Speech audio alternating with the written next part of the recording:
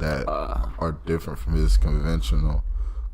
And that's also when the crew acknowledges for the first time that, I don't know if it's first, but I would say one of the most memorable, arguably, of course, the most memorable times.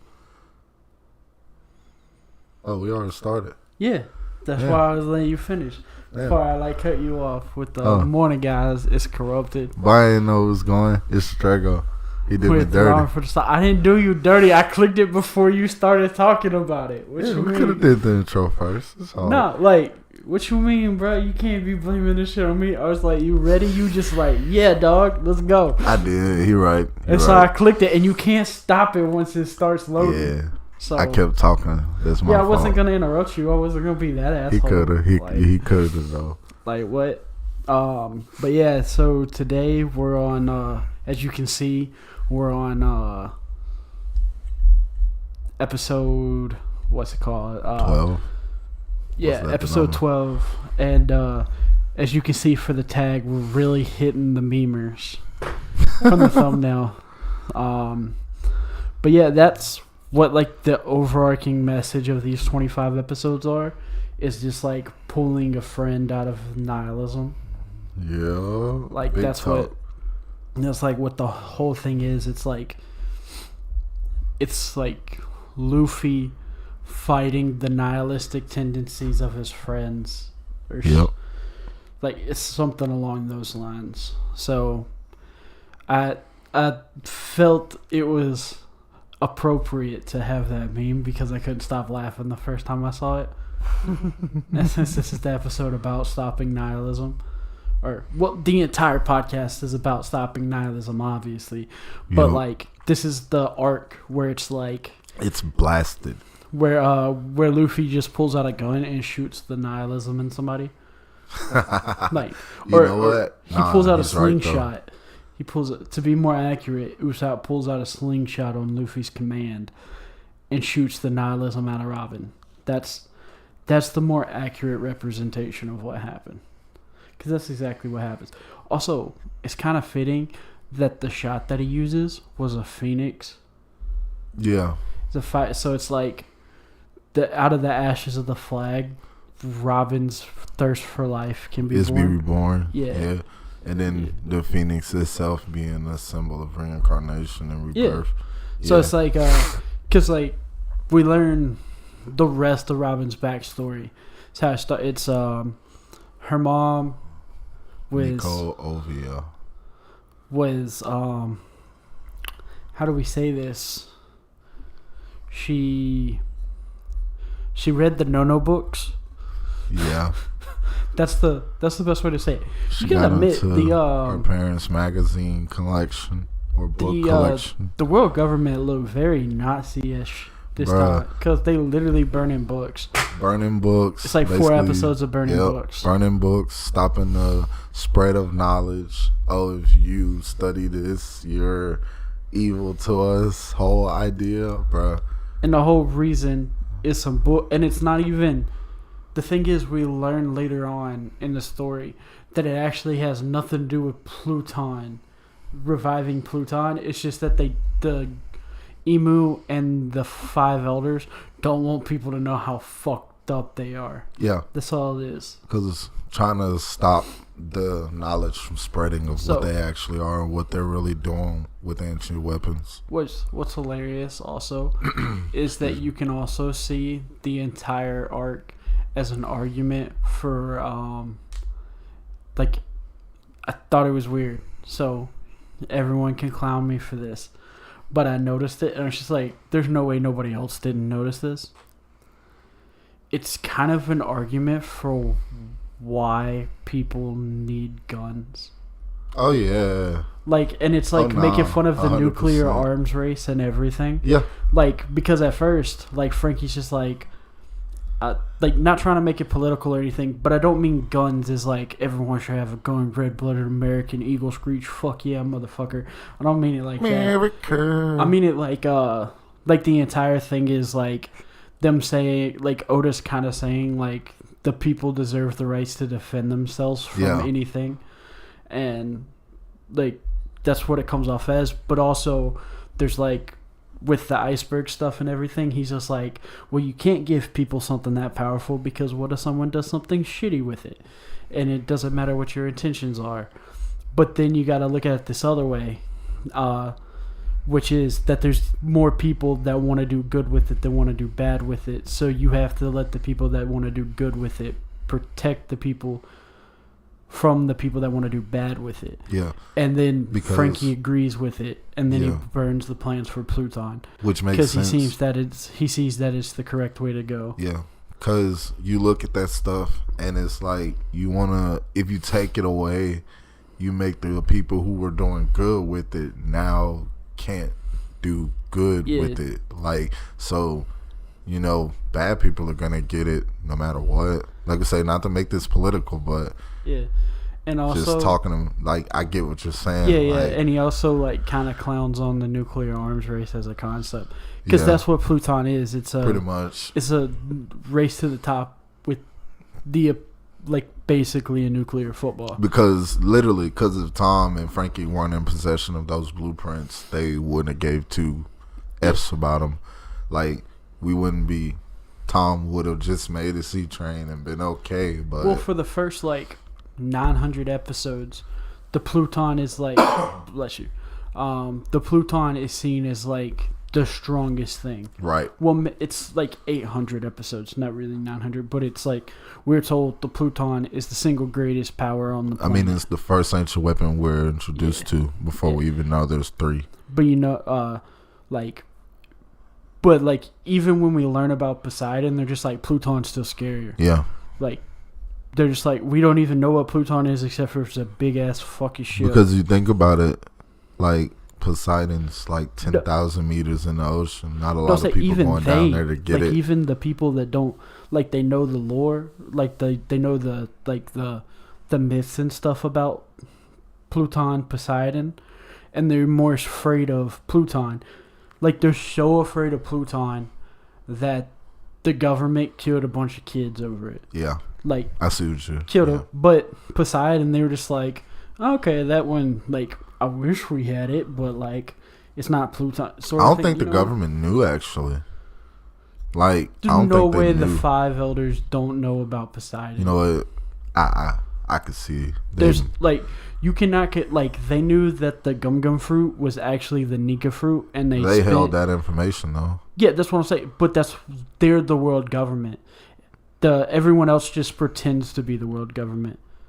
But as easy as it was for just a random celestial dragon to get down there, like, you don't think they knew they could just come? I'm not saying they don't know. Like, they might not know Shirakoshi is it. Yeah. But they know roughly what it is and how strong it is. So and they it's have just knowledge like Pluton's of it. So much better. Yeah, they just have knowledge of it, just not the direction of it.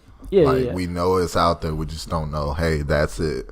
Okay. Yeah. Like, we don't see them hunting for that because the obvious first place to hunt for it is Fishman Island. Yeah. And the reason I even said it because, like, now in the later chapters, they making the knowledge of it a big deal.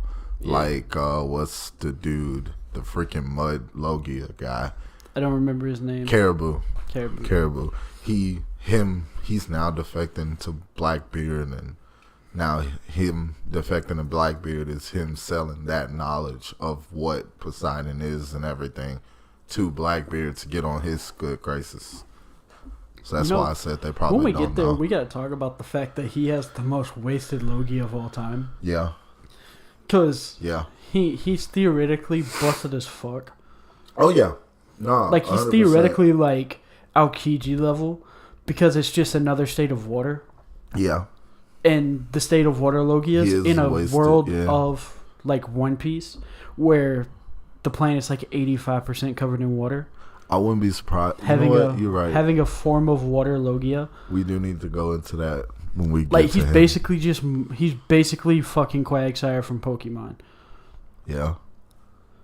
But, so, like, he could theoretically just be like, I'm going to make the mud at the bottom of the ocean come up and walk across it like Aokiji and shit. That's what I was thinking. Either that or he could just throw it out of himself and just because he's infinite amount of it, too. Yeah. That's why he can hold whatever. Can store whatever he wants. Like anything. Yeah. Freaking crazy. Yeah, He was he just gonna like put the most Shirahoshi in. wasted. Yeah. No, remember he had like 20 mermaids inside of him. Yeah. Well, 20 is an exaggerate. I think it was 8. But we'll get there. But yeah, he kidnapped. Yeah. When we get there, that's definitely worth okay. talking So about. another thing is, I wanted to say this before I forget the notion, because I thought Drago would get a crack out of this. Fuck. It's cool. Like It just that. got on me. Yeah. Literal crack out of that. Waste this Mountain Dew. Yeah. Pour some on my leg. It was a small amount. It's cool. Yep. I'll clean it up in a minute. It just got on my leg. It's cool. It didn't get on nothing else. Lucci versus Luffy. The fight reminds me of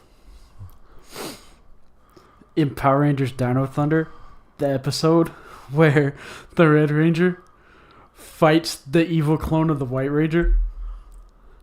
And he starts getting his ass beat by the evil clone of the White Ranger. And so he goes into Dino Master mode and starts beating the fuck out the White Ranger. And then the White Ranger goes into Dino Master mode and starts beating the fuck out of the Red Ranger again. Yeah. And then he goes Battleizer mode and then beats the fuck out of the White Ranger and ends his life. I see why. That was, yeah. Is that not exactly how that fight feels? Yeah, It's just like, they just I'm gonna they get just my one ass up each beat. other. Yeah, and yeah. they both beat each other's ass. Like Yeah. It's like Luffy gets his butt kicked, and then he's like, gear second. And then Luffy's just like, you power up, I'll power up. And then they just keep going back and forth with that bullshit. and But that's what that reminded me of. I thought it was hilarious. When they finish it, it's almost like they do exactly that. They get to a point where they can't power up no more. Yeah. And it's just they pull a Justin Gaethje freaking Max Holloway. Yeah. Last 10 seconds, just Luffy just points at the ground. Yeah. Just Justin Gaethje, Max Holloway moment. That's what they do. But Well, now I see that. I just couldn't stop picturing that. Nah, I know we were a little early for that, but before I forgot that, because I forgot. Also, another thing I noticed this week, I just never looked at it, is in the screen, like the title card screens, like when it like cuts to a commercial. Mm, the And midway it shows point. Nami, right? And she's holding a dollar bill. Mm. The berry economy system sucks ass. Oh yeah. No. So you know how we were talking about like 300 million berries, not that much. Yeah. It's not like even $100,000. Yeah. You're right.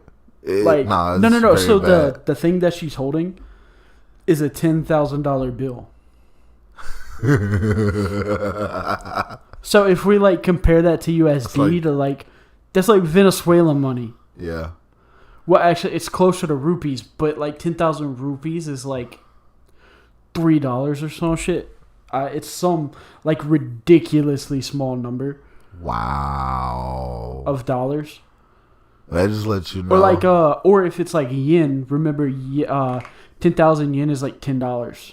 So it's like almost 1,000 times less than what it and says. we don't, and I think it's crazy because we don't really we see poor people in One Piece, but they never really go in finances. Like Nami came up poor, but no one's like fucking Nami. inflation. Yeah. So no, what that means was Arlong just stole like less than $100,000 from Nami. Yeah. Like he was caught up about $100,000. Yeah. Like, don't get me wrong, $100,000 is a lot of money. Like, it's a fuck ton of money. It's better than a life-changing amount of money to have, right? Yeah. But when you're a dude that's obsessed with money, that's like a bajillionaire. By their standards, yeah. Yeah. It makes absolutely no sense to sell. I know he never planned to get rid of her, but at the same time, like, it makes no, like, Nami should have been like, that's a weird number to say you'd let me go for. I don't trust you anymore. Yeah, but that also could go towards just how much Nami doesn't understand the money she's chasing. That's also true. But you know what I mean, though. Like it makes it 100%. It also makes the bounties be like, why is it worth chasing this dude? Yeah. like everybody that's not a Yonko. Yeah. Like it's not worth it to the world government either. Yeah. Because you think about just how a $30 hard million it is to fair the seas. bounty for Luffy's first bounty. That's $30,000 roughly. Like if we're just saying that it's yen, that's like $30,000. Yeah. Just if we're saying it's yen, that's not fucking like the amount of that it would cost to catch Luffy for bounty hunters. It just But it also I would guess that it'd be a lot of people looking at it like Shanks will look at it, but mixed with like a nefariousness of Blackbeard. I think it's just the J.K. Rowling problem. Yeah. You know what that problem is? It's like the Harry Potter thing with like when you look at outside forces. No, so kind of. So what it was is she doesn't understand economics at all. So someone asked her, what's the currency in the wizarding world worth? And she said, I don't know, I guess 10 pounds. Oh. Or no, I don't know, I guess 5 pounds. And it was just like, then, like the thing, like the conversion rate was that it's like 5 pounds. And that means that there was absolutely no money in the wizarding world. And the economy was just like a fake economy because she just doesn't understand finance. Yeah. Someone mathed it out and like his parents only left him like $90-something thousand or some shit. But the book describes Harry as being insanely wealthy. Like never having to like his parents like died rich or whatever is how they made it sound. She made it sound in the book. But thanks to her not understanding finance, the financial world, like the finance of the book doesn't work anymore, and it kind of destroys one of the foundations of the book. It's kind of like Oda just doesn't know finance, I guess. But like you can't really expect it to. It's just something I noticed that I was just like, wait a minute. But also there's a small chance that it's actually just an absolute stroke of genius, and that's why I wanted to bring it up. There's a chance that Oda wrote it just to point out that the world government is a prop economy. Yeah. And they're just using the economy to control the 170 nations. You do know the government does charge them a tribute. Yeah. But then they would also know like that tribute does nothing with how their economy works. Yeah. So that's what like it's just to placate the masses so that the masses stay like there's a chance that Oda did it so that the economy is set up to where the masses are just okay enough to where they don't have to revolt all the time. No, you're right. And it takes, because I know we're going a little ahead, but we see examples of how, kings use their citizens just to pay that royal tribute for them to get that protection and stuff. Yeah. Because that's the whole reason Doflamingo was doing all that in Dressrosa, not only to fill his own pockets, but to make enough money to pay that tribute also as well, so he didn't have to worry about it. But Doflamingo was greedy and he had ties to the underground world, so we know it was deeper than just the royal tribute, but you can say that was a part of it. But you also look at Sorbet, which is, I don't want to say, I might be wrong. I think Sorbet Kingdom is where Kuma's from. And we saw that king and how he basically treated that royal tribute in Kuma's flashback. I have to go look at that again to be 100% accurate. But we see a lot of kings abuse their subjects just for the simple point of that royal tribute. But also, there's another thing that I thought about with the idea of it being a prop economy. What if it's a prop economy just to placate the celestial dragons so the celestial dragons can afford to do whatever they want to do since money doesn't actually exist? That's like how it does here, because the money's like all basically toilet paper. Because like you need you need 10,000 berries to be able to like, it's like their version of $100 bill. Yeah. So, or the implication isn't that like that title card doesn't imply that it's a $100 bill. It implies it has the buying power of like a $10 bill because it falls and Nami catches it. Yeah. And so, and she doesn't make a big deal out of it. Like, she's not like awesome. She's like, nah, $5. Like, that's like the finding $5 on the ground sort of thing. Yeah. Is the it's reaction like she has to it. It's like she looked at it and immediately thought of something she could go buy with it and got that kind of happiness out of it. Like, it's not like if you find $100 on the ground, you're gonna be like, oh shit, this is food for next week. We've seen her like when in Skypiea, when they gave them all that treasure, how she went crazy for that. So we can see an amount that makes her absolutely lose it. Which, like, also doesn't make sense that $300 million is the amount that makes her absolutely use it. If she sees $10,000, like a person sees a $5 or a $10 bill. Yeah. But what I'm getting at is, like, it makes it look like the entire economy of the One Piece universe. It's just a prop economy to make it where celestial dragons can afford anything they want to do. And then everyone else is just forced to live with it because they have a gun pointed at their head if they say anything about it. Yeah. Which just, like, bleeds back into the fact that the 5 elders and Emu, a.k.a. the world government, are willing to sacrifice whatever to stay in power because everyone thinks that the celestial dragons are in charge, but they're really secretly not. Because then when you think about it too, when you twist the perspective of it, them putting those type of price tags on them may look like not a lot of money to them, but when you've been, empowering people a lot of stuff and keeping, because I really think they don't keep money for them per se, they keep the necessities and stuff away, but you have people fighting over resources, stuff like that. They see that money and like, yeah, I can make this. And no, like, remember, what's her name? The first time we meet a celestial dragon, and later on, like, we're not quite there yet. We're like 200 episodes away, but we'll get there. It's important for what we're talking about right now. They try to buy the celestial dragon. Doesn't buy her for that much. No. In the grand scheme of things, like, the Straw Hats have had that much money at some, like, because isn't it like 500 million? What you talking about? In the auction house. Oh, talking about Kami? Yeah. I don't remember how high it got, but it was pretty high. I'm pretty sure it's like 500 mil. Yeah. Somewhere around there.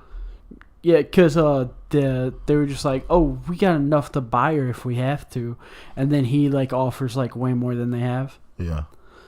So, but the idea is, like, in a prop economy, that amount of money is nothing. Mm-hmm.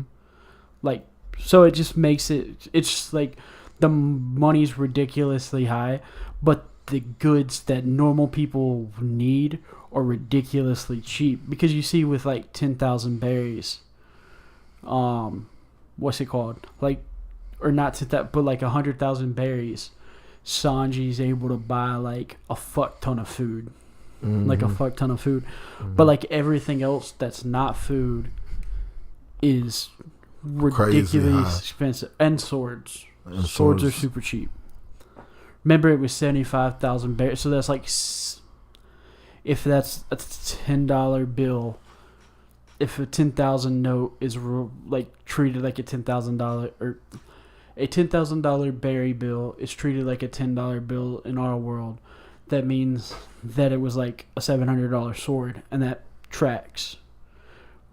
But it was the cheap ass sword that he was getting for that $700. Yeah. Which is, or no, $70. My bad, $70 because it was $7,500. So it's for $75 for a cheap ass sword, like a bottom barrel. I mean $75,000. Yeah, $75,000 bill. Yeah, okay. Yeah, because it's $10. So it's so it was like $75 for supposed to be shitty sword. But you think about, like, how much they would have actually bought you tried to buy, what's her name sword? Kushna? Sword for? Who? Or not Kushna. What the fuck's her name? Toshigi? No. His best friend that died is Kushna, right? Oh, Kuina. Who the fuck's Kushna? I don't fucking know. Naruto. Oh, yeah, that's right. My bad. I'm sleepy. Their names are similar. Yeah. They all look the same. They all look like 2D women. I'm gonna get canceled for that. But what's it called? The her sword was worth like 100 million, right? No, remember in Logtown, her sword was like the dude, like when Tashiki comes in, it's just like this sword would be worth like 150 million bears. Oh, you talking about like the real price versus what he was? Yeah. What he was telling them. Yeah, but like that's ridiculously expensive. Yeah.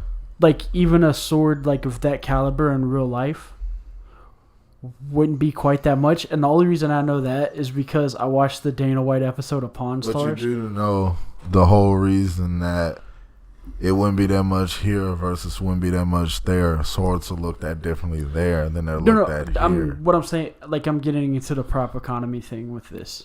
Like, I get why it's worth more here than there, but I'm saying like swords are rarer. Like good working swords are rarer here than they are in One Piece. You know why? Because we don't have to use fucking swords anymore. That's why. And they're all hundreds of years old now. That's why. Like the good ones. We're talking about prices of things. No. What I'm saying is, matters, like it, same as price. Like it, makes the economy look more and more like a prop economy when you talk about it. Like when you compare it like that. But it's just Oda might have pulled like one of the smartest ways to show us that the entire economy is just a farce to just placate people. I mean, you can and prevent them from. You don't need to go all this deep to see that, though. Like this is almost like we went a different way to look at the same thing we could have went just looking at the story. Like you see that, like even with you talk about the royal tribute, they never say how much it was, but just seeing the links at which kings and stuff go just to pay it, even trying to get extra money for themselves in the same, breath, just to use but it as also an like excuse. The tribute isn't like the idea that they have to pay a tribute isn't necessarily like a bad thing because you have it's to not. pay like we're not saying it is. Yeah, I get that. But I'm saying like there's a like to be in the UN like you have to pay X amount of money to the UN like for the European Union or like United Nations like you have to pay X amount to fund the United Nations stuff. Mm-hmm. So it's not a net negative. It's just that how the economy is, it forces it to be a net negative for citizens. The way it's exactly. It's a prop economy. When you look at it, where there's not enough money for normal people to be able to revolt. Or there's just enough money to keep it where they can't move up. Well, you think about it, don't have to revolt. When you think about it, the weapons and stuff that they're allowed to, that the people themselves are allowed to have, are very minimal. Yeah. You think about the stuff that we've seen the world government and weapons they've used be some of the way higher caliber than it is for like smaller stuff. Yeah. The people with the best weapons are the pirates, which is hilarious. In the Mother Flame, not even that. Yeah, with the pirates with the highest quality powers, of like normal weapons. Tends to be the most highest might is shown in the military we see, and the only people to combat that have been pirates. But even with that, the Celestial Dragons get what they want regardless of anything. They don't even worry about price. That's just how up they are.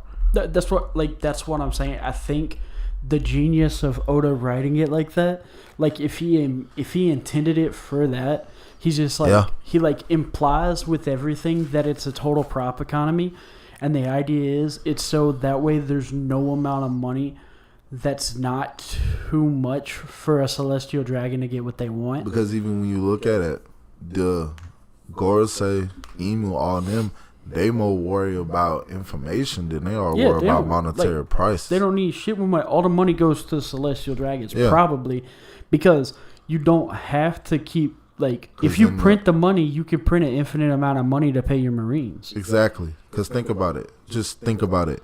If we just witnessed the first Buster Call, And do you think it was any amount of money them folks could offer them to back off? No. No, because the information was the information was way important. So or when you think about suppressing the information was way more important. So when you think about that, you give the people this currency that, like, I see exactly what you say about proper common. That's for them to squabble over.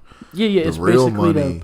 It creates a fake battle between two people fighting over money instead of the people that made all this fake money. They're basically making normal people pay Monopoly while the Celestial Dragons have the real money. Exactly. So putting a bounty on these folks' head, it looks like it's a lot of money to them. Yeah, it's to scare normal people out of going for it because they'll think people are after them. But the right person goes for it, you get a win-win. You just got rid of somebody who could have been an enemy to you. Yeah. While at the same time, you just scratched a little, you know what I'm saying? Also, remember when Zoro met Johnny and Yosuke? Yep. $300,000 bounty was just a couple days worth of food for 3 people. Yeah. Like, that showed like how shitty the economy is. 300,000 like fed 3 people for 3 days. That's not even $300. No. Like, that's not, like, sure they eat more than most people, but that's not even 3 weeks worth or that's not even a week's worth of groceries for them. No, especially not today. 3 people. Yeah. No. So it's just a total prop economy, and if Oda wrote it with the express intention of just, here's a little Easter egg. I don't know if you guys noticed this, but the economy is just to make it where Celestial Dragons to do whatever the fuck they want. It's an absolute stroke of genius. And then, because like you'll never fucking notice it. And it's crazy. We mentioned the economy in the same time we mentioned that in this string of episodes we see the government really flexing what they can really do. Yeah, and the Buster Call probably costs like in their money, it probably costs like 500 billion berries. Yeah. Because you think about it, they sent all those freaking ships they there. Sent 5 and 2. They sent 5 actual battleship class ships, like 2 their biggest VAs and an admiral, right? They sent 2. They sent Aokiji and Sakazuki. You talking about to the Buster Call, the first at Ohara? Yeah. Yeah, they sent because there was 3 vice admirals there, but the one was Saul after he deserted. Yeah. So and then there was also the entire brass of CP9. Yeah. So the entirety of CP9 was there. I didn't think they were supposed to be known to be there. Saul called him out, remember? Yeah, but he knew that. That's how. Yeah. But that's what I'm saying. I'm saying like that's how it's like. Yeah. Nah. So it's like the NSA, the Navy SEALs, and a bunch of Marines showing up in Afghanistan out of nowhere. Yeah. On an aircraft carrier. Yeah. On like a moment's notice too. Yeah. I'm talking about like how much it would cost. Yeah. And then you bomb a place until it doesn't exist anymore. That's it's a basically lot of what they did. ammunition. And then you kill every man, woman, and you and child literally there. because literally when you think about it, it's literally them flexing just how much they can do to you without thinking about it. Because like you just mentioned, even when you really think about it, only time money is mentioned is amongst the people who are not like really noble, you know, like the people in the middle ground, like the high nobles and stuff talk about it, but they just try to be more pristine, and it's more about respect than it is about the money. But for also, them. if you remember, when you were talking about Doflamingo, like his entire thing is he wants his family spot back. Yeah. And so he needs an amount of money that is seemingly infinite. And the only way that you can have an infinite amount of money is if the economy is not fucking real. Right. Like it's a fake economy just to make certain people rich. Yep. And that's the only way. Like, so in his head, to become a celestial dragon, he needs to have an amount of money that can never run out while constantly spending it, which just proves that the economy doesn't actually exist in One Piece. It's just monopoly money that they give normal people. Yeah. And then they pretend that it matters. But we keep seeing it doesn't matter. Even remember in Fishman Island, Papagua? Yep. Or however you say his name. Papa Goo. He's like a super celebrity, right? Yeah. He's like the most famous person that's not the king on Fishman Island. Yeah. He don't got that much money. He really don't, and he says it. Yeah. He's like, in the grand scheme of things, like, he's supposed to be like the richest man on the island. That's not the king. He's supposed to be the richest person. That's not the king. But in the grand scheme of things, he doesn't have that much money. That's because the berries and a hyperinflated pseudo currency that just exists to placate the masses. Like, just give them enough to buy bread, cheese, and wine. Because as long as people aren't hungry, they're not mad. You know what I mean? Yeah, like, as long as people, like, that's the only time people revolt is when they're hungry, for the most part. When they're, it's not the only time. It's like when they're alive.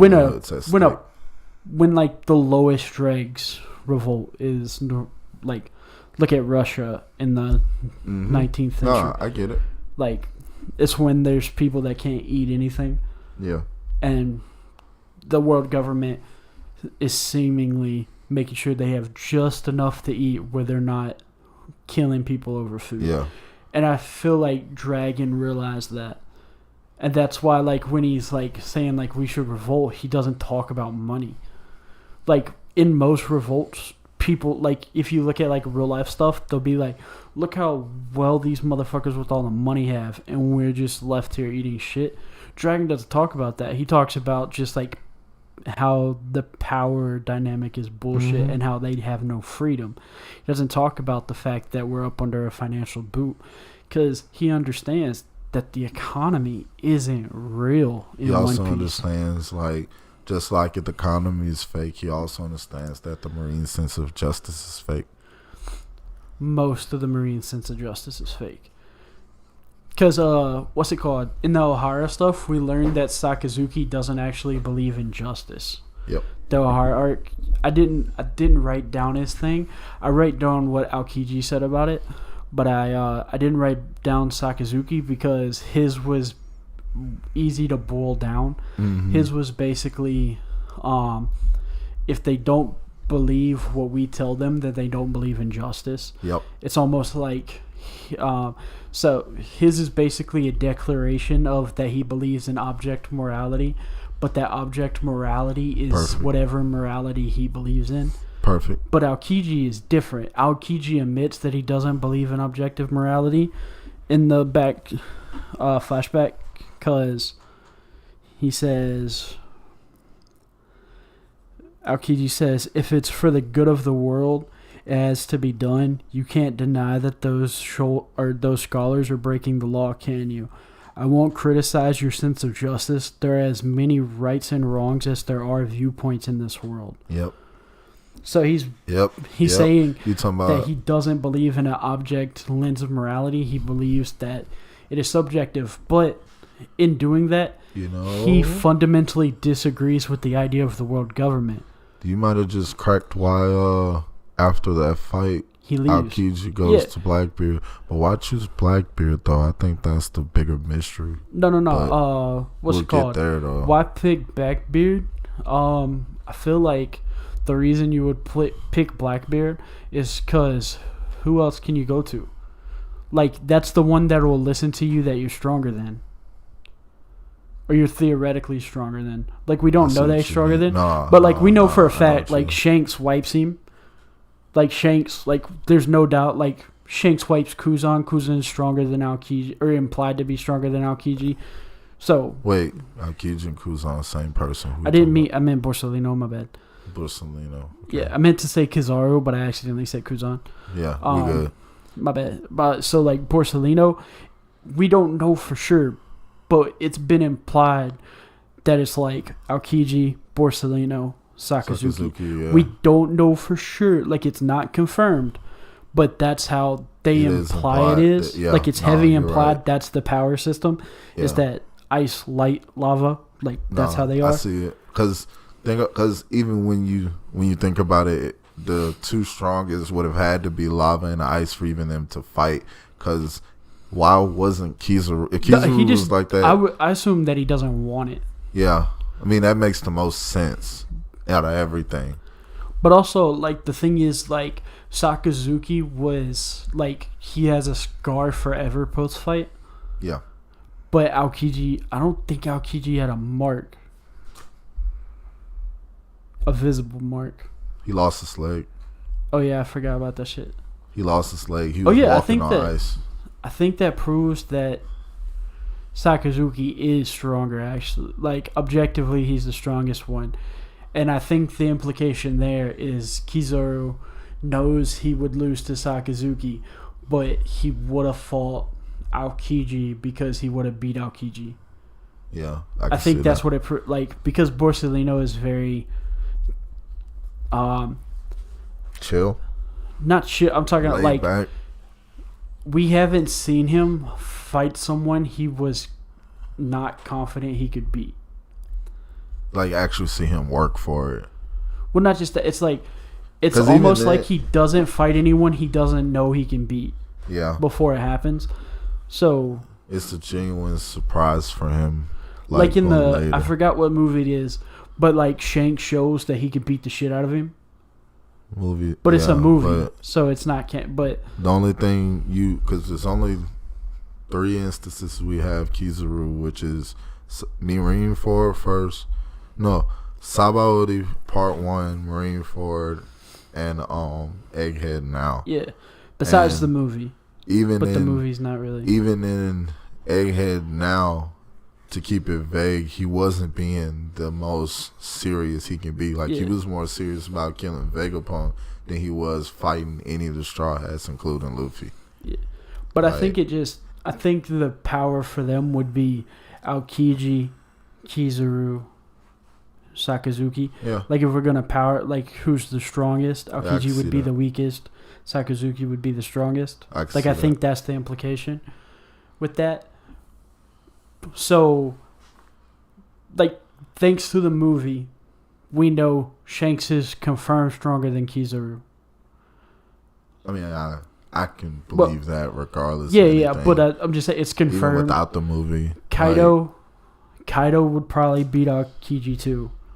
Probably, yeah. So, the other option is Big Mom. Big Mom might also beat Aokiji, and then there's Blackbeard, and then you also got to be like Luffy in there. Like Blackbeard's the only one that makes sense to go to, because he's the only one that has something to gain. Luffy doesn't like you, so you can't go to Luffy. Yeah. Like Luffy don't fuck with you. Yeah, he wouldn't. Cause you try to kill his friend. Luffy don't fuck with you. Yeah. Shanks would probably just beat your ass. Yeah, because I don't even think Shanks would even took him. Yeah. Shanks would have been like, dude, this isn't part of the will of D. I don't want you. Leave me alone. Like this is, but Roger will take anyone that improves his chances of winning. Yeah. Or Blackbeard will take anyone that improves. So that's why I assume it was. But I digress back to the thing. He admits that he doesn't believe in an objective sense of morality, but the higher ups in the Marines believe that the world government's morality is the objective correct morality. So this is like an insight to Aokiji doesn't agree with the government. He's just so much stronger than everyone else that the government needs him. Yeah. Like Same thing with Garp, but I think Garp, he struggles with this. I think the thing with Garp is that he uses his position sort of like the dude that became a cop to fix the cops from the inside. Yeah. Like that's the vibe Garp gives. Like he didn't join because he agrees with them wholeheartedly. He joined because he's the only thing that stops them from going over the edge. Yeah. Especially since he's the strongest Marine. Because you think about it, imagine if Garp followed through wholeheartedly. Like Ace would have died on that stage. Yeah, Luffy would have died, Ace would have died, Blackbeard would have died. Because, we know Garp could have soloed everyone that showed up, except for maybe Shanks. Yeah. We know, because full power Roger, full power Garp, they, fought to standstills or whatever. And Whitebeard's not even half the man he was in his prime, since he's sick. Yeah. So, Garp could have easily,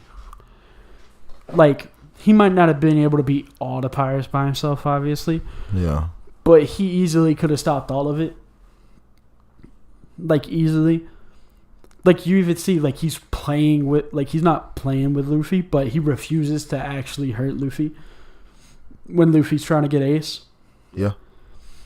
He's and like, I can't do this. Like, I don't want to hurt you. I love you more than I love myself. But I can't let you do this because of what happens if you do this. Like, exactly. That's his entire thing. Dude, it's crazy because it's good. I like that we... That's why I like Garp. Yeah. I like that we talking about this now because it's not going to be long before we get to Marineford. And I'm looking at a lot of things 400 episodes until we get to Marineford. It's going to go by quick. We were just talking about how... No. 16 weeks. So 4 months. Well, I got it. No, ain't that much. If we do 25 episodes, 400 episodes away, is like, that's 16 weeks, dude. Marineford is like 400, though. I thought like Impel Down's in the 400s. Oh. Impel Down's the 400s. We getting into... Hold on. Because Fishman Island's like 700. Hold on, let me see. No, Fishman Island's 500. It is? I could have sworn it was like 700. 5, 6. Hold on. So, Summit War Saga starts at 385. Oh, so it's only 4 weeks Summit away. War Saga starts at 385. But that's also like, what's it called? Where's Sabaody now? Combat weapons. Yeah. So the 385 though, the problem with that is that like the first like, what's it called? It goes until... Impel Down is 422. Yeah, that's what I was saying. So it's like 500 is Marineford. That's what I thought. I keep forgetting that we're on episode 300. I keep thinking we're at Yeah, we're closer than you think, my guy. I keep thinking we're like at 190, but no, we're at 290. Because what's it called? Shanks shows up at 489. Yep, Marineford officially starts at 457. Okay. So, but we ain't that far. So a lot of stuff we're gonna have a lot to talk about when we get there. Yeah, that's what, 6 weeks away. Roughly, that sounds more logically. Yeah, 6 weeks. I would go more so and say 5 because I think we're gonna have another string of filler. No, the filler was this week. That's the biggest string coming forward. Like we're gonna have another big string. Like there's another string, but I think it's 2 weeks away. Okay. I was looking at it today because there was like 4 recap episodes this week. Yeah. And there was 2 or 3 filler episodes. I think it was 3. The like special whatever ones where it's like if the Straw Hats were in Japan thing. Yeah, which I didn't watch those. I've only watched the first one, and ever since then I haven't. But that's what they took the Wano design from. Like all their costumes and everything is the exact same. Even the names and stuff they give them is the exact same. Yeah, which I thought was cool, but we're not here for the filler. But yeah, so it's just it gives you a little insight into what the high ups in the Marines think. Yeah, this flashback. Which especially when we see it, because we're seeing it on full display when we're looking at in his lobby. We're seeing what the government and their power on full display. Because you see, obviously they can't care too much about, money and stuff like that. But just how much of an idiot Spondum is. Like, you'd think to give someone that much power, he'd be a little more tight. Like, matter of fact, I'll spell it out for you exactly what I mean. Take Spondum. If you put Spondum in the G7 filler and took the dude from Navarone and put him over in his lobby, I feel like the situation in Spondum's case would have went the exact same, maybe a little worse. But in this case, I think dude would have been a little bit better off because of his tools and stuff he would have had. So would have been a little bit better. This is my big thing about Spondum. I understand a cannon eating a fruit, right? Because it's got internal workings. How the fuck does a sword eat a devil fruit? Bro, they still, it's crazy. They really Yeah, haven't like you think about explained like a much. gun or something like that. Like it doesn't make sense, but it's like okay, it has internal workings. It has guts. Because we learned the way a devil fruit works is as soon as it hits your stomach.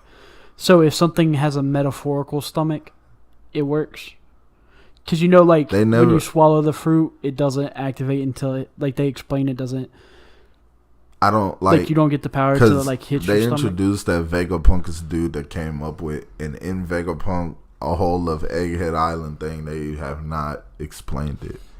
I think it's in like SBS. But what I'm getting or at but is like I feel you. I understand, like, it's stupid that a gun can eat it, but thanks to how we were explained devil fruits work, that they're basically magic. Yeah. But the rule is if it hits your stomach, guns have a combustion chamber that's technically their stomach. Okay, cool, whatever. It's stupid, but I'll allow it. A sword doesn't have that. Yeah, but like I said, Vegapunk, it was said in the story Vegapunk came up with the method. And the method, at least in the story, hasn't been explained yet. This is, hold up, I'm going to get it. Listen, this is what makes it really dumb. If it counts slicing it, right?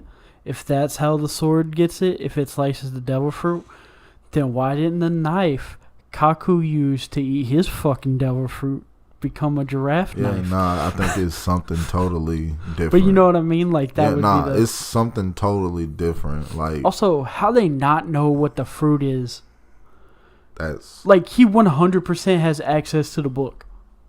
Who? Spot There's no way you can convince me he doesn't have access to the book. Oh, he's in the he's the leader, he's the head of the CIA, their equivalent of the CIA.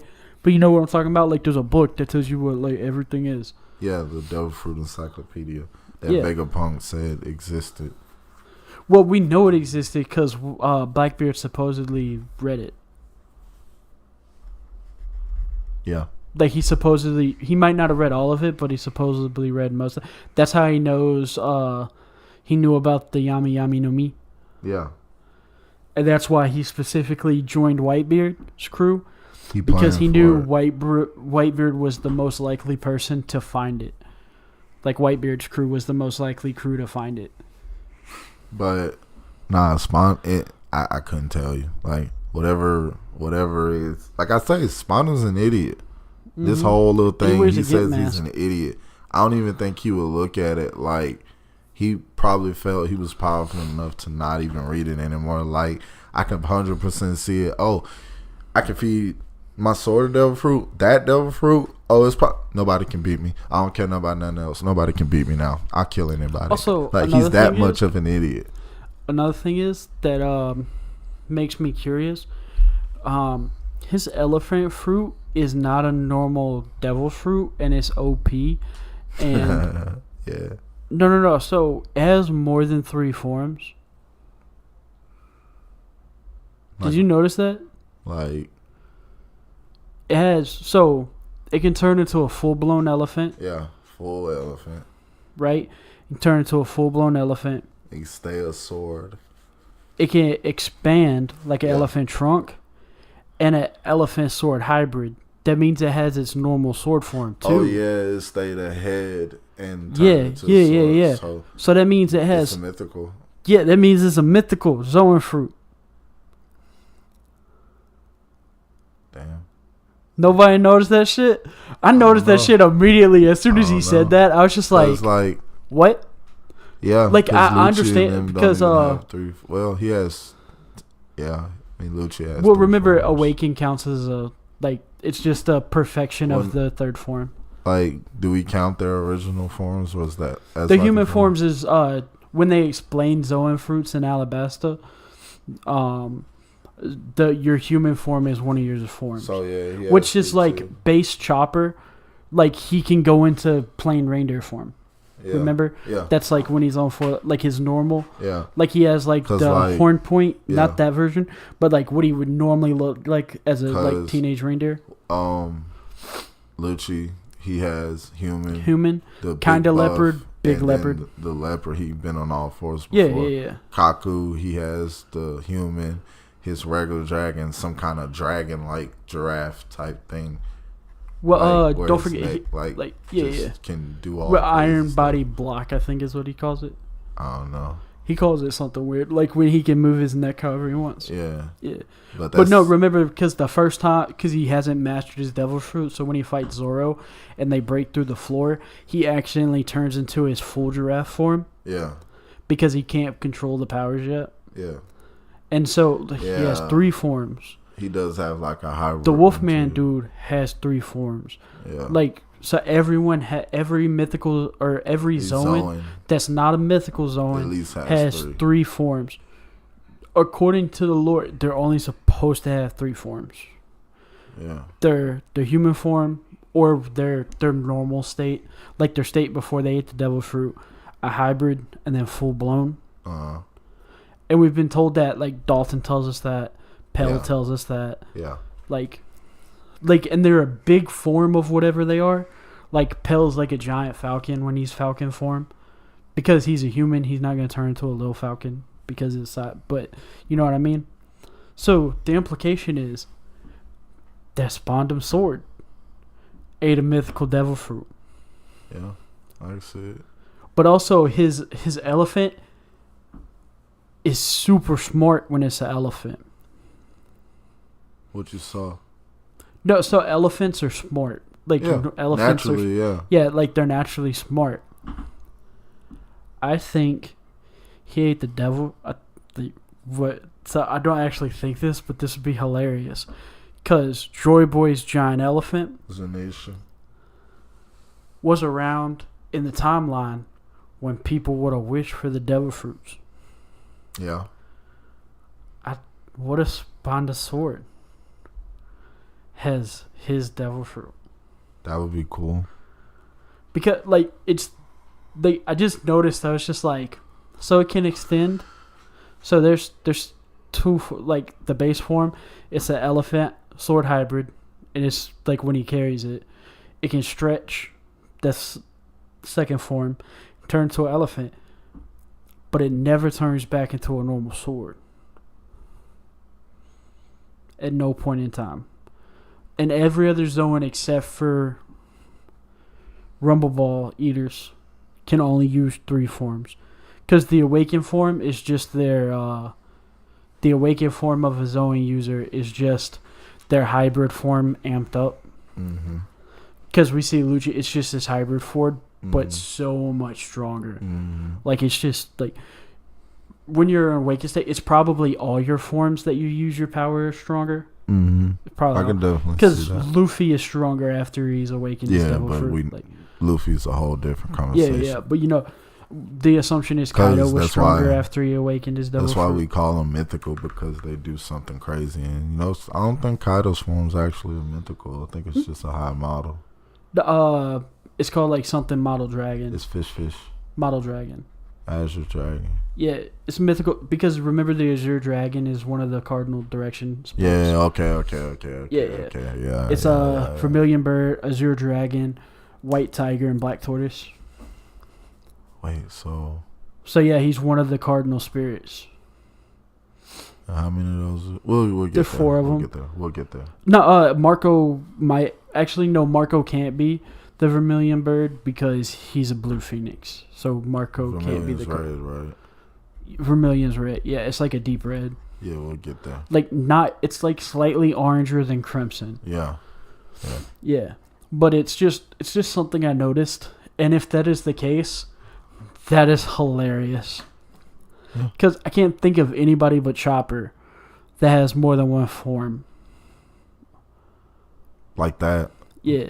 Because technically Luffy only has 2 forms, so I wonder what his other form is. Well, actually, technically he's no rubber, body is rubber, gear 5 would technically be his. He just can't turn off the second form. Well, you gotta throw gear 4 in there. That's one of his forms. But also, that's not really a form per se. That's he's using his properties a lot differently. Yeah, but it's also using hockey to... That's why his arms are black. Yeah, but not just that. Like, when you think about how he's going from... Basically, he can fly.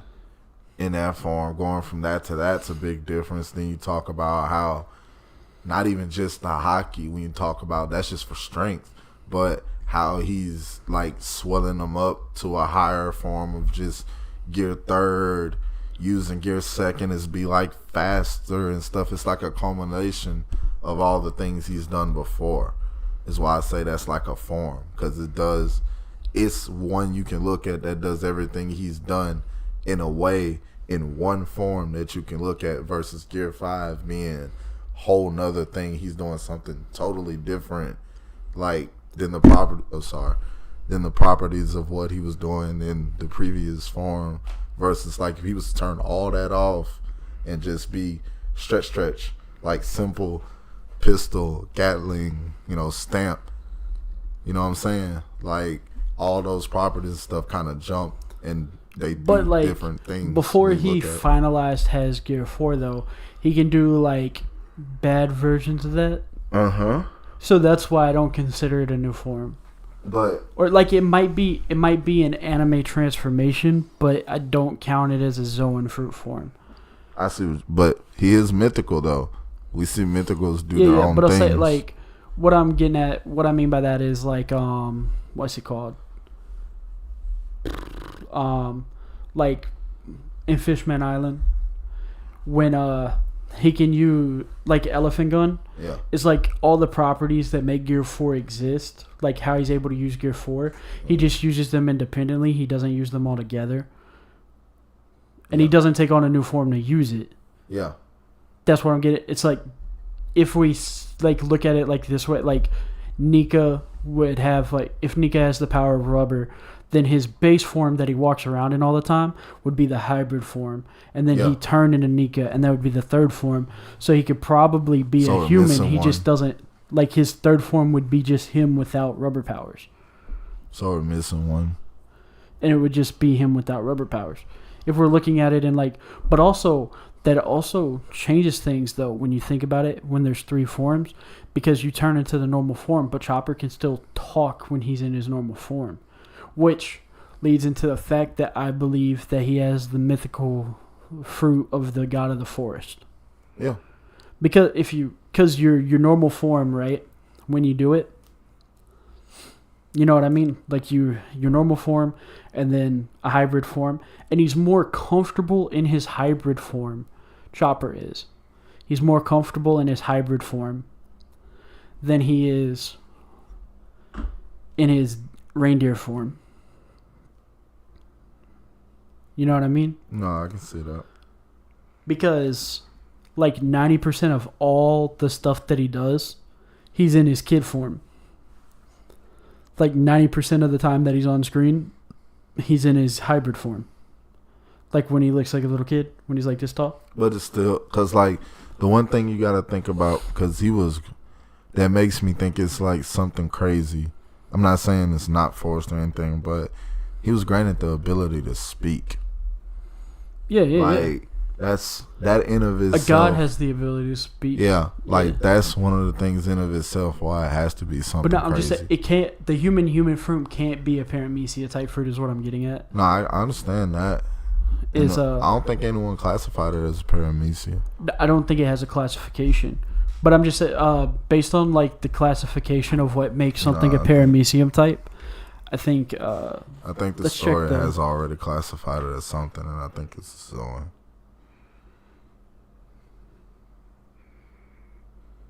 As you think about Chopper, the Hito no Mi, was it like a penis? It is classified as a Zoan. Okay, cool. That's what I thought. But yeah, why it look like a penis? I wasn't even gonna point that out. That's what a mushroom looks like, sir. You got a dirty mind. No. I'm saying like the joke there. Mushroom looks like. There's like he clearly did that as a joke. There's no way you're telling me he made Chopper. That's a mushroom, sir. He made Chopper eat a dick. That's a mushroom, sir. Canonically, Chopper was forced to eat a dick. Canonically, Chopper was forced to eat a mushroom, sir.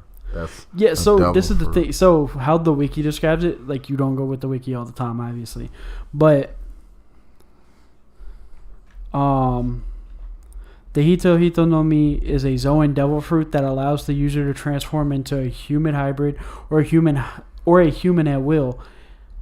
At no point does he turn into a fucking human. Well, that's not one of his three forms. His version.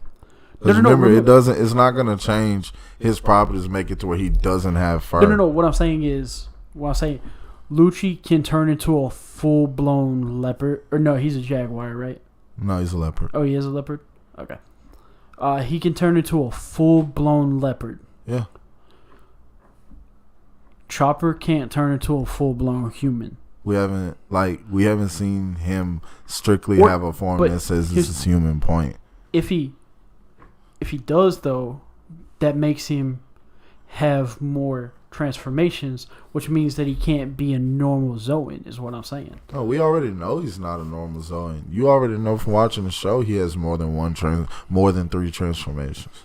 That's besides the point. No, I'm saying without eating a Rumble Ball, if he can turn into a full-blown human. No, without eating the Rumble Ball, he already has like 5 transformations without eating the Rumble Ball. He only eats the Rumble Ball now to only go in between his... He only eats the Rumble Ball at first to go in his forms most smoothly. Then it turns into him eating 3 of them to have Monster Point. I just noticed something really funny. Do you know the Japanese name for Chopper's fruit? Mm-hmm. What is it? The Hito no Mi model. We don't know the model. Wait, no, just Hito no Mi. Yeah. What's the Japanese name for Luffy's real fruit? Hito no Mi. You're not saying nothing we don't already know. Yeah, model Nika. Yeah. But no, I'm saying there are 4 classifications of fruit that we know of that are Hito no Mi, and they're all god fruits. Yeah. You're not saying nothing we don't already know. No, what I'm saying is there's no way that he's not the forest god. It's 100% a possibility. We're getting into theories that people already talked about. Like no, I'm just saying in Norse mythology there's a spirit of the forest that looks exactly like Monster Point. Mm-hmm. Like we've talked about this before off the podcast. Mm-hmm. But it looks exactly like... There's even a magic card based off of it. Mm-hmm. What's it called? I'm trying to remember his name.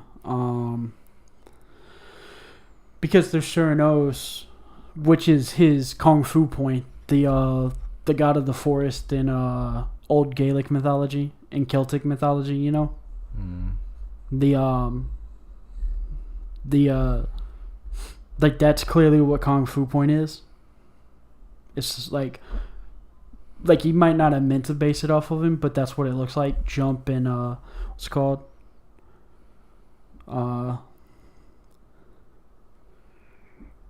Forest spirit. Is this what it is? Okay, it's called a Leshy. That's what it's called.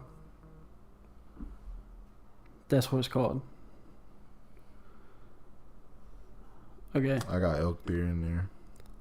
There's also that, but this is what I can't show y'all, but wrong thing.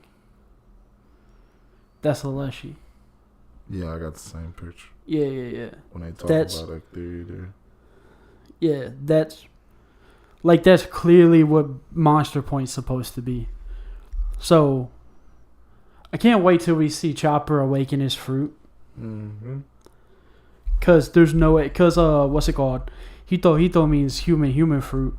So, like Sengoku has a human fruit. Mm-hmm. Onimar, whatever the fuck his name is, has a human fruit. And then... So I am curious what else happens. It's just... I want to know, man. They need to hurry up and tell us. Just say that he's the... Hurry up and tell us. You ain't even caught up yet, man. I don't care. I want to know, because it's like... Caught up yet, man. You gotta get caught up and everything else. Say you want this. No, I'm just saying, if I'm not caught up and I can see it, like it just also like makes my theory about belief make more sense. Dude, I done already told you. If you get caught up, your theory about belief will already be there. You don't need anything else once you get caught up. That's why I believe it so much. So the reason though why, like, if I see stuff like that supports the theory when they say it, it's that way I can point, people will be like, you're not caught up, your belief theory makes no sense, and then I can point at that I saw. Until you get caught up. You can't tell nobody that they not caught up until you get caught up, first and foremost. Because once somebody be able to point out something you ain't seen yet, you can't argue it because you ain't seen it. No, I'm saying, like, people can be like, what's it called? People can be like, you ain't caught up, so you can't say whether or not your theory has any merit or not, because people have tried to say that. But I can say it does because I am caught up. But if they announce something that clearly strengthens the theory like insanely well, because if the Nika uses belief, then it's fair to assume that the other four gods that actually existed, power uses belief too. It's possible. Like, they don't have to work the exact same, but you know what I mean? Mm-hmm. So generally, not everyone. So what's it called? It says Zoans generally grant access to 3 forms. So there's your base form of whatever eats it, and then the human hybrid, and then the beast form. And I'm trying to think of somebody else. Is there another one?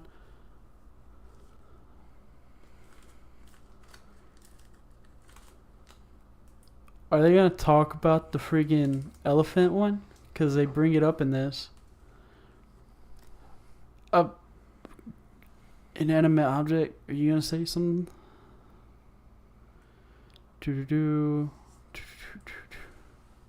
Completely. What? It'd be crazy if they could absorb Logia types. Inanimate objects. Dude, we already know that Logias are the hardest things to do anything with. We understand that. But just imagine how OP that shit would be if you're like a Logia with the fucking Logia weapon. We already have.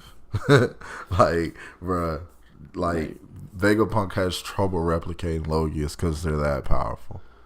Okay, so apparently there are only 4 canon examples. Mm-hmm. There's Babe's Bazooka, Bottom's Sword, Caesar's Poisonous Gas, mm-hmm. and Kazuki Sakiyaki's Teapot. Wait, it turns into a fucking raccoon dog? Mm-hmm. Oh no, it's just a raccoon. It also looked like the character for dog. And then there's 2 non-canon. There's 2 non-canon. It's Shuzo's Bazooka, Alpaca Chino, and Patrick Redfield's Pin, Peito, Inu Inu no Mi, Model Bake Denuki. I don't know what that means. But a pin with... That's weird, dude. That's weird. And then there's Ancient Zoan, Mythical Zoan, and what's the other classification of Zoan? Artificial Zonin.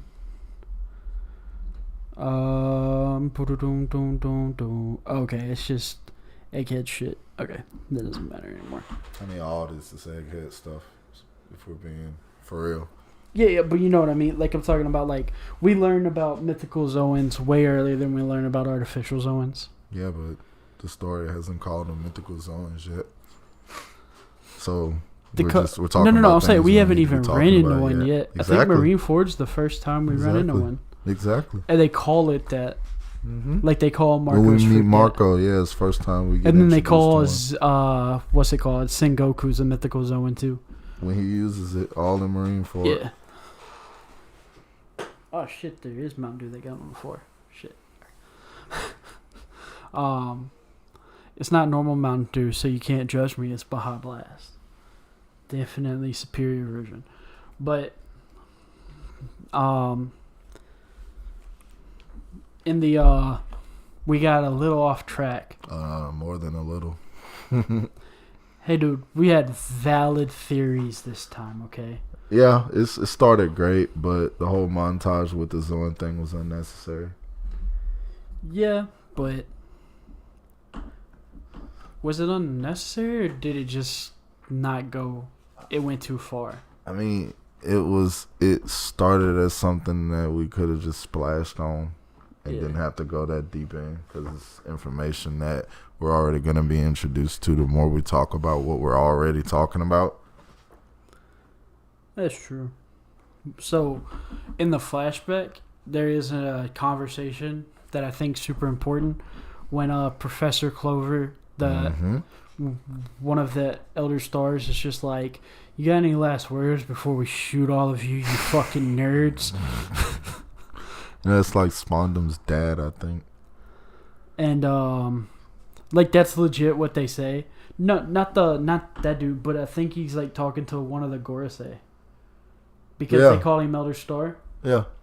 And he's just like, the TLDR of what the Elder says is, "We're gonna shoot you, you fucking nerds."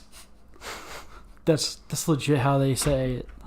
Like, they don't say those exact words, but they say something super close.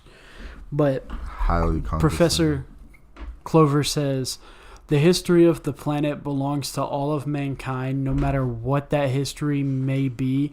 You don't have the right to forbid us from learning it. No one does. The Elder Star. If one can read the poneglyphs, then it's also possible that they can revive the ancient weapons and place the world in serious peril. Even if you have the best of intentions, someone else could come along and use your research for evil, Professor Clover. Be it good or bad, mankind has the responsibility to accept whatever their history may hold. As long as we don't succumb to the fear and ignorance, we will be prepared for anything that may come, Elder Star." That's idealistic, Professor Clover, is it? Or are you just making convenience excuses to suit your needs? And he's basically just saying, like, as humanity, we have to take responsibility for all the shitty stuff that happened in the past so that we make sure it doesn't happen again. It's like burying a gun in your backyard isn't going to protect your kids from it. Teaching them that the gun's not supposed to be touched is a better way. Is the correct way. It's like, or that's probably like not a great metaphor. A better metaphor would be,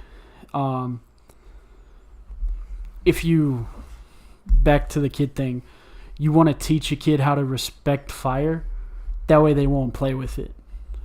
Yeah. That's basically what Professor Clover's saying. He's like, if we don't know where we went wrong in history, how are we going to know not to do it again? And this goes all the way back. Because at the time, of course, thinking about it like chronologically at the time, of course, we didn't really know that much, you know, when it came down to the whole world government thing. But all this goes back to the whole economy conversation, because the whole knowledge, like, you think about it, it's true as hell, because, yeah, you teach someone where they went wrong so we don't go wrong again. But in the government standpoint, they're the ones that made it wrong. So teaching not for people knowing that they're the ones made it wrong is them protecting their legacy at the end of the day. But that's what we're assuming. Yeah, you know, that's no, it's not even that. It's they're not, like, they say that they want it to keep people from having access to Pluton, but much later on we find out it has almost nothing to do with Pluton. Right. It's because they're not looking for Pluton in their research. They're trying to learn what happened in the Void Century. Like, that's why they get so mad at Robin when she's just like, "My goal is to learn what happened in the Void Century so I can help my mom." Yeah. Like, that's actually what they care about. They care about people knowing the truth of what happened during the Void Century. Because that's what's going. And then Pluton is just an excuse. Just because stray. the Gorosei know what happened. They were there. And then there's the theory that like Emu was a member of Joy Boy's crew and everything. Mm-hmm. You know what I'm talking about? Mm-hmm. So if he was if they were all alive during the Void Century, they obviously don't want. Also, you know what'd be hilarious if Emu is just Joy Boy? No, I doubt that. Yeah, I doubt it. But you gotta admit that'd be hilarious. I would not be happy about that. That's what would make it funny to me. It would take away so much. Yeah, that's why it would be funny, because it'd be like a slap in the face. It's like one of those things, like, it's not funny, haha. It's funny, like, you gotta laugh or you gotta cry about it. Things. I don't do that. But you know what I'm talking about? If I have those type of moments and I have to, like, force myself to do anything what I else feel is necessary, that's not a route I want to take. I feel that, but you get what I mean? Like, it's like one of those.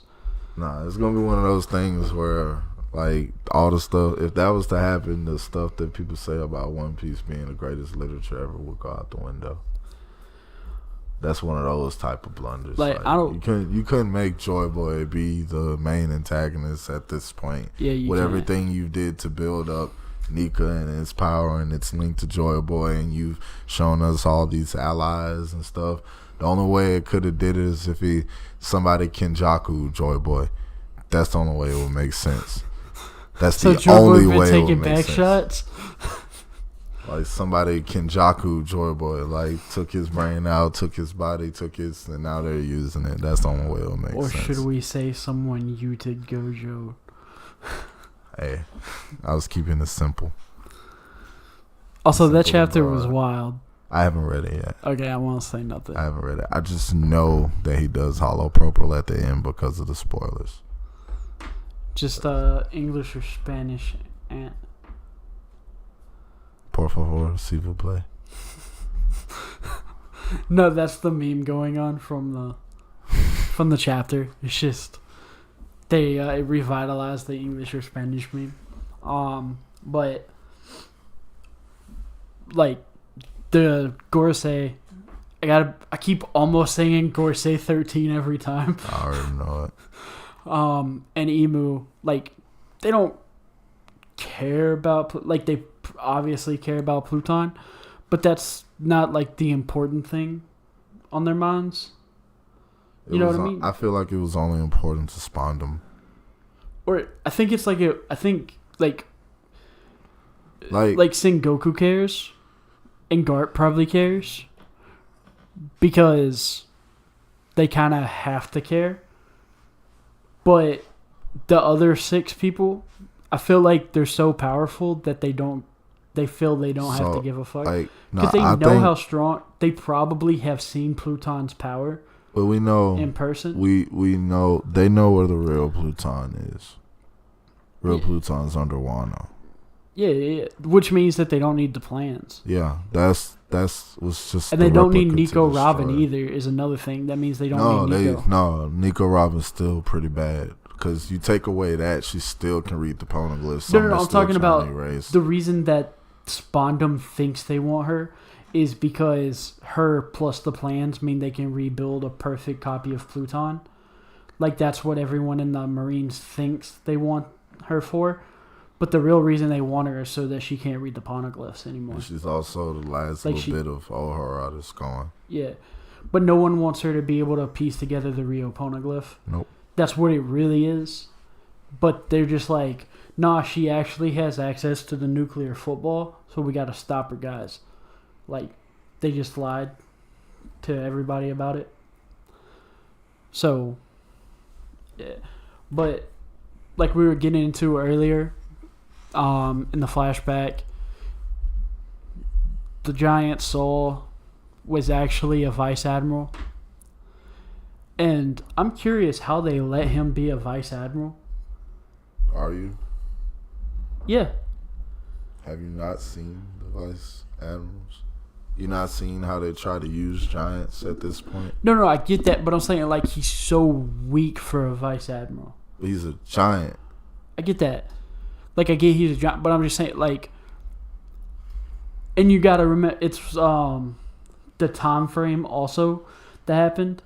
It's 2 years after the Great Pirate Era happened. that Soul was a Mm-hmm. so it was like when Whitebeard was like on top of his fucking game, right? Like Yeah. Gold Roger wasn't around anymore, but like there's Whitebeard, Kaido, Big Mom, everybody at like their absolute top of the game. Well, Kaido's probably not at the absolute top of his game, but we got like as close to prime Whitebeard as possible. All this stuff, you'd figure because Aokiji and Sakazuki are currently vice admirals, you'd want someone with a relative power level to them. Mm-hmm. But like Aokiji like beats the shit out of Saul without even trying. Like Luffy, current Luffy, would have beat the shit out of Saul, is what I'm saying. Yeah. No. Like just like complete, like not That's even not, gear second, but or that's gear 2, like just straight up. Just we haven't. The only vice admiral we've seen worth their salt at this point is Garp. Like, ain't really much other vice admirals that are worth it. Like, the fact that what's it called? At the time, I'm pretty sure Aokiji and Sakazuki are vice admirals.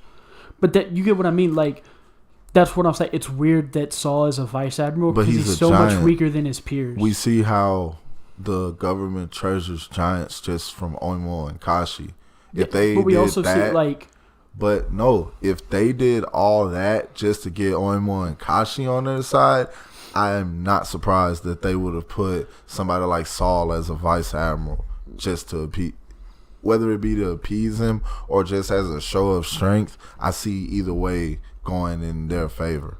Like, yeah, he's not that strong, but as a vice admiral, you want this guy to just be amongst your grunts, it'll never work out.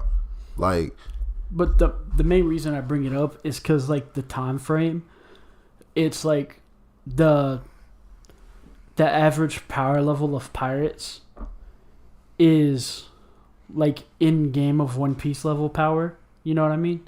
Because it's prime Whitebeard, it's prime Kaido. We don't know if Shanks is at his prime yet. he's Probably not.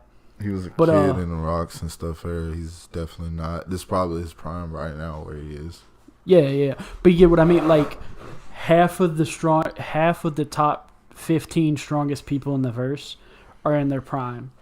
Well, it isn't at this time frame. But you gotta give Saul some credit though. Like, he isn't like he just got washed. Super strong. Like, he is physically super powerful. And then he got finished by Aokiji. Galleon. But what I'm saying is, Aokiji beat him faster than he beat Luffy. You realize how strong Aokiji is, though, right? Yes, I do. But I'm saying, like, and you realize where Luffy was. That Luffy that Aokiji went against is not beating Saul.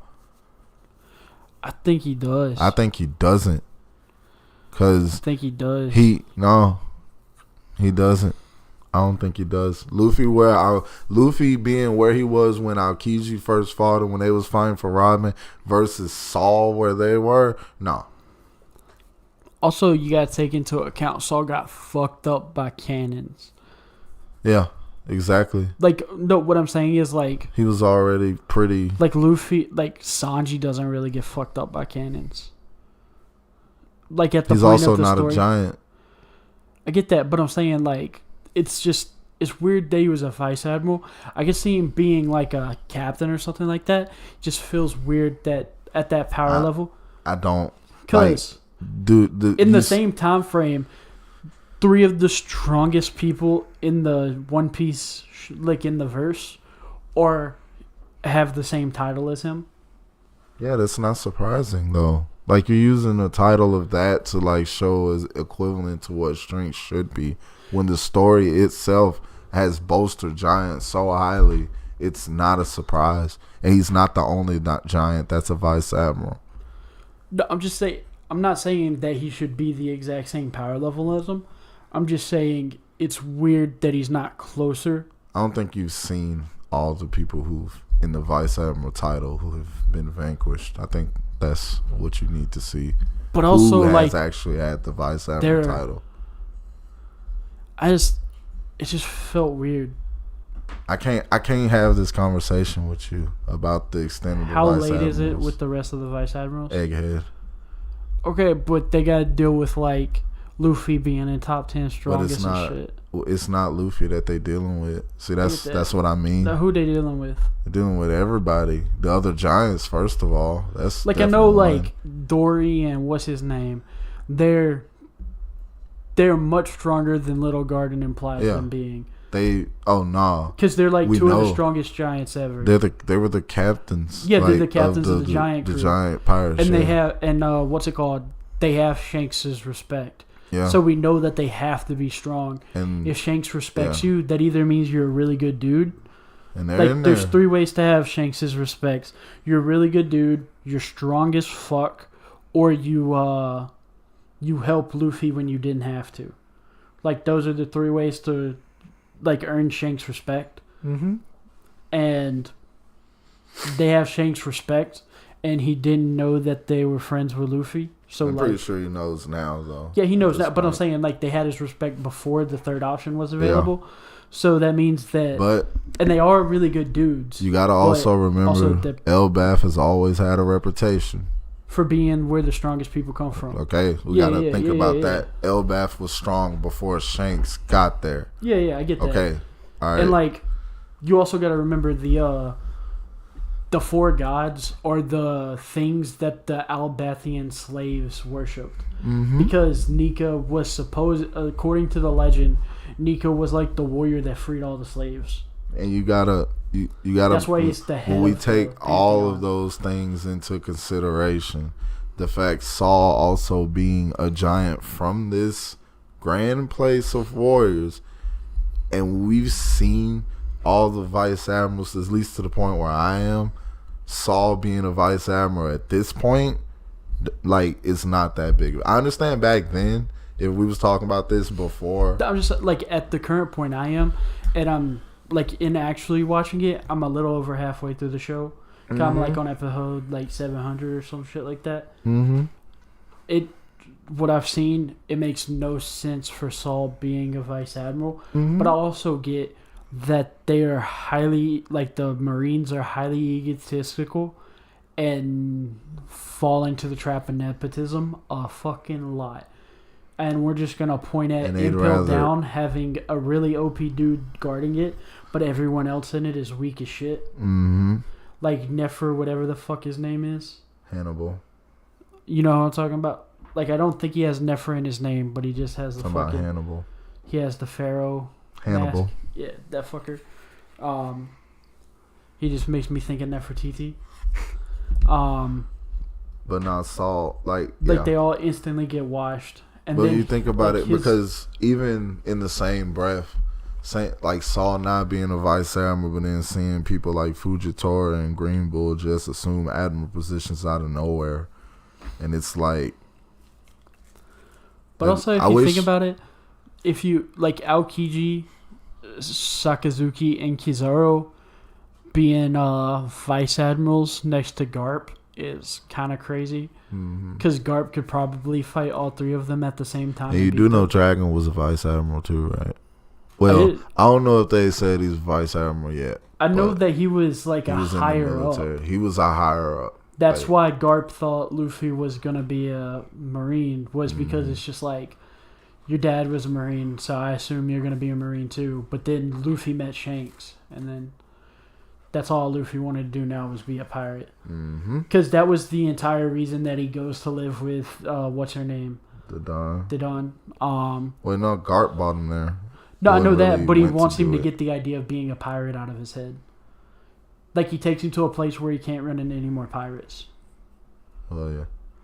Kind of anticlimactic, because the Don and them were thieves. Yeah. Bandits, I mean. But, you know, like, the idea was the Don's a lady that owes Garp her life. So she has to take care of the kids that he brings her. But it also keeps, like, if Luffy keeps talking to pirates, he's 100% becoming a pirate. Bet on Shanks coming there. Yeah.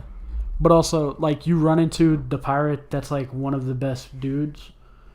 But he's also just so happens to be arguably the strongest pirate. Well, at that point, he might not have been the strongest pirate. Yeah. But, like, right now he is. Yeah, now. Definitely. Yeah. Like, now, I don't think there's a debate.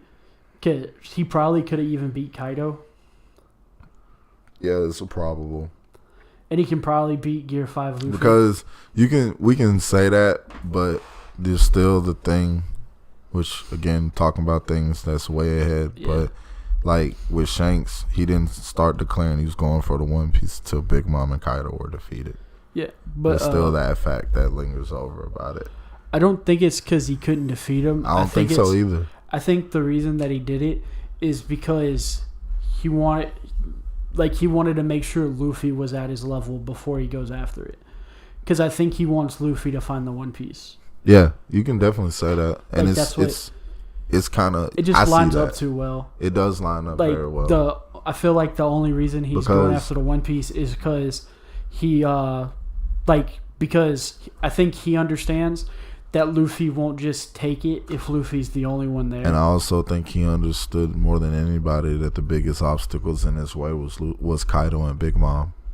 Like, I think he understood that more than anyone. I honestly don't think they mattered to him. No, I think they mattered. Like, I mean, like, in the context of, like, fighting them. No, because I think you think about it. You think about it. Or maybe Shanks not easily, but... Shanks was looking for Blackbeard.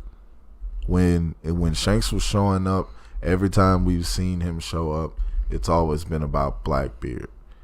Even when he declared for the One Piece at Wano, he still hadn't found Blackbeard. So the thing is, like, the only thing that really we can point to that changed in the time between we had last saw him and up until the point in Wano he declared he was going for the One Piece is the decimation of Kaido and Big Mom.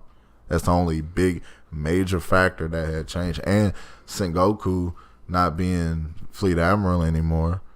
But I don't know how much that affected because I don't really know any Marines he had beef with or that he could call someone his rival in the Marines because we don't really hear too many stories of Garp going against Shanks because it seemed what happened when Shanks pulled up to Marineford. We'll get there too. Yeah. But also, like, none of the Marines wanted to fuck with him either. Exactly. Like, they were all just like, no, thank you. Yeah, like, goodbye. Thank you, come again. No, Shanks, no, we no want no ass whooping today, please. It took Kobe unlocking his Conqueror's Haki to make the Marines actually want to fight again after Shanks showed up. Like, it took a lot for the Marines not to shit themselves. Like, and then it wasn't just Shanks. Like, you saw Beckman and all of them. Just we're gonna talk about the depths of that because I'm pretty sure there's a lot. I just think Shanks wanted to make sure Luffy was ready. I think he's just grooming sounds like the harsh word. No, just because of the connotation modern day that grooming has, but I think he's like the entire storyline is him preparing Luffy to take the reins that Roger left behind. And I think Shanks always believed Luffy would get to that point. Apparently, everyone that knew Roger said Luffy is his splitting image. Yep. Like, he doesn't look like him, but they act almost identical. Even Garp says it. Yep. And the only reason Garp's not mad about it is because he respected Roger so much. Yep. So everyone, even Dragon says it. He's just like, you remind me of that man. But we still haven't seen. We don't know for sure. Yeah, we still haven't seen. We know that, or we can assume that everybody who was at Roger's execution has some sort of connection to Roger. And we've seen, the only people we ain't really seen this connection to Roger be spelled out is Crocodile and freaking Dragon. And also you can say like Doflamingo in a sense, but we see Doflamingo's probably going to have some kind of story relation, not really a direct relation. But Dragon's got some sort of direct relation. Like, no one would have thought Buggy had a direct relation to Roger, but he does. Yeah, him and Shanks started their pirate journey on it. Under Roger, so we see it's something. It's something there. And with Shanks... Hell, even Smoker has a connection to Roger. even Smoker. But in Dragon's case... I definitely see, like, him 100%, like, doing something behind, like, Roger's name. Even if it has been, like, even if it's not behind Roger's name, I see Roger's we also belief. Know, like, they're, like, half the main characters are blood related to Roger, just distantly. Yeah. Because they have the same surname. They all have the same surname. And I feel like when they finally tell us what the D initial means, we're gonna get a lot of eye-opening things. I think it's gonna be the same thing with how Kuma's backstory fit in so well. We got a bunch of eye-opening things out of Kuma's backstory, and I think it's gonna be the same thing when they actually do tell us what the will of D is. The big thing is what can D stand for that is as good as the suspense that it builds. Also, you heard about what's it called is starting next year, The One Piece. What's that? It's like a re-release of the original anime of One Piece. Oh yeah. But it like cuts out all the all the filler. Not just the filler, but like all the unnecessary like repeated. Foxy gets taken out, like everything that doesn't matter to the story.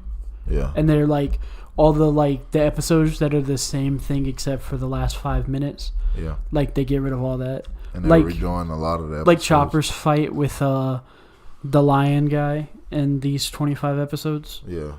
It's like 2 episodes, but the fight only takes place over a course of like 7 minutes. Yeah. Because we see the same fight twice. Yeah. Like everything happens twice. Mm-hmm. It's supposed to cut all that stuff out. Yeah. So it's going to be like 700 episodes to get to Egghead. And it's going to be a lot of it. They're going to redo a lot of animation. So the animation will be up to date, which that's what I'm the most excited for. Well, I think... Think about it. Imagine, because the biggest problem with One Piece for anybody, well, I ain't going to say for anybody, but the average problem is that a lot of it's predated to what we get now. So, and watching a lot of those scenes in the newer animation is going to be the treat. So there's one thing I will say about that. I don't have a problem with the 90s style animation. Of course you don't. I just have a problem with how it's animated. Of course. Because, like, if we're going to be, like, talk about what has the greatest animation of all time, like, fucking 93 Dragon Ball Z is always going to be on the top 5 list. Like, the original, like, Akira Toriyama oversaw, where they look all, like, absolutely fucking yoked to shit. I can see and, it. like the 90s style animation, but where it just looks like absolutely perfect. If we talking perfect. about animation, if you ain't talking about that last Demon Slayer episode about animation, or oh Lord have mercy, Jesus, or anything that JJK's done. I wouldn't say anything, but a lot of it. No, like everything JJK, especially like on the time crunch that they had to do. But you said like, anything that goes into like even the scenes where they sitting on beaches and stuff, and I wouldn't go that far. But no, that's more. Even great animation for something that's like almost nothing. But anything JJK has done versus what Demon Slayer UFO Table just did in that last episode, bro, it's apples and oranges. That was the best animation I've ever seen in my life, boy. Like, I haven't watched it yet. I've just seen a bunch of the clips from it. Oh, you need to and watch. It's just... You need to watch. Like, it looks good, but... It's perfect, man. That thing didn't get a 9.9 out of 10 for nothing. So people are gonna call me a hater for this, and I should make it known I'm a big Demon Slayer fan. But I don't see anything surpassing the Maharaga fight, in my opinion. Just because, for one simple reason, the only thing that might surpass it is when Berserk comes out in 4K later this year. Because they reanimated the original 97 Berserk. Hey, it comes out later this year. But the reason I say nothing's gonna beat that, because the fluidity in that fight, it was like how they animated mid-stage Naruto, but just better in every way. Like how they do the... But that's a choreography thing, though. Yeah, it's a animated choreography thing. But when we talking... Okay, so... But when we talking about just pure animation quality, bruh, they made an animation explosion look like a real thing. Like... Get that. But that's just... Bruh, that's... It goes deeper than that, too. Like... I ain't even talking about... I could go even talking about Guillaume and his little fight, but nah. Bro, just this... When they first hit the explosion, and you seeing the I've fire, seen the pictures of it and the, like, clips of it. Like, oh my God, like they nah, that Like, animation quality. But no, I'm there, saying that's you can't otherworldly. separate the choreography from the animation in JJK No, you can't. But because we're talking about they changed the choreography from the manga because to not fit the animation. the thing about it when we're talking about animation, the qualities that are gonna shine above choreography are always gonna be visual. Like Personally, you I will think- have to put so- visual above choreography. Personally, I think choreography trumps all. It can't because the choreography can be great, visuals can still be bad. No, so when it comes to an shonen, I think choreography trumps all because you can have shitty animation and still have lit fight scenes. And I'm gonna point to a bunch of episodes. But you super do to prove my realize, point. but see, here's where the problem is. When you bringing that up, you have to say shonen with it. What I I'm did say talking about, shonen. I no, did say shonen. I'm saying, but every time you talk about that, But also, you're gonna no, have to here's the talk other about thing. that. There's nothing else that you say choreography trumps all for though. What It do can you mean? only be shonen. Well, I guess it can But technically when I'm be talking a dance about, anime. but when I'm talking about animation quality, I'm not talking about just shonen. I get that, but I'm saying for sure. That's why I say people might call me a hater for this, but I'm not hating on Demon Slayer because I love Demon Slayer.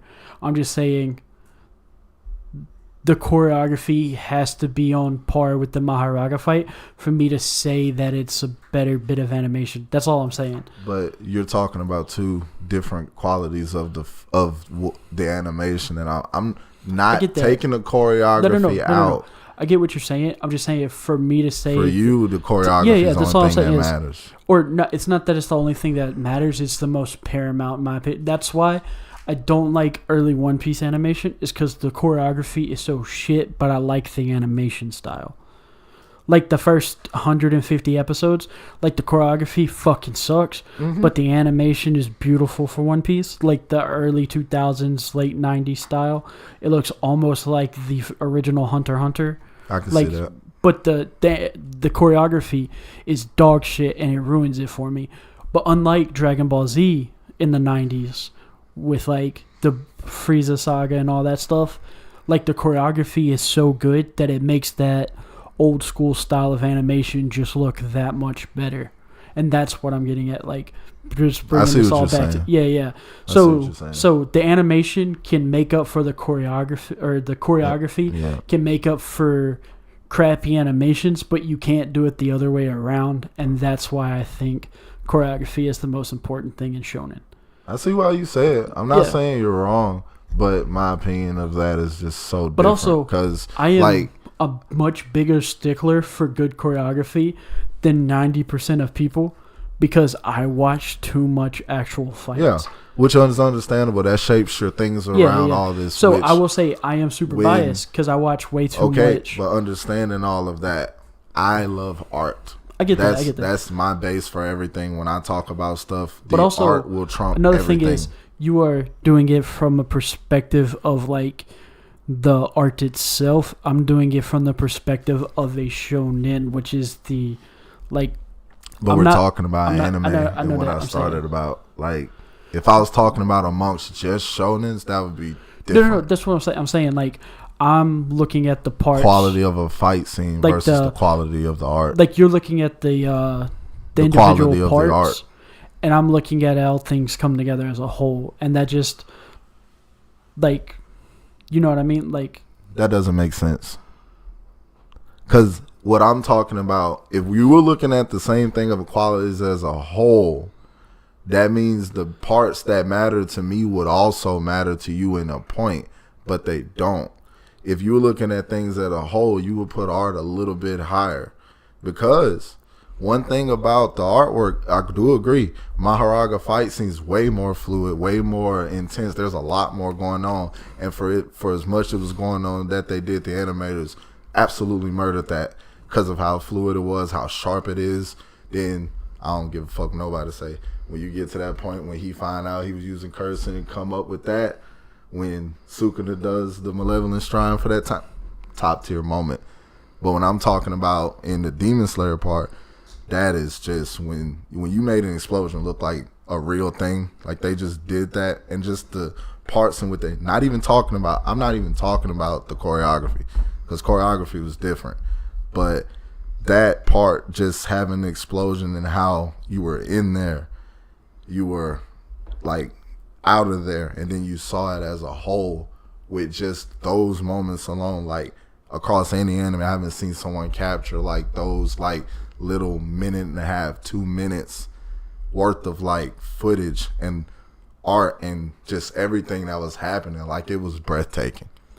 Like Also, it was almost like it's not- staying on top of a mountain, looking over a ravine, just taking all that in. Like that was Also, breathtaking. At no point I'm not saying it's Yeah, no, I know. because I've seen a lot of the clips, like 30 seconds of like the fire and everything, and it looks See, that's phenomenal. what matters for most to me on the end. It's like when I see those, because I know how much work it comes in just trying to capture that on a piece of paper.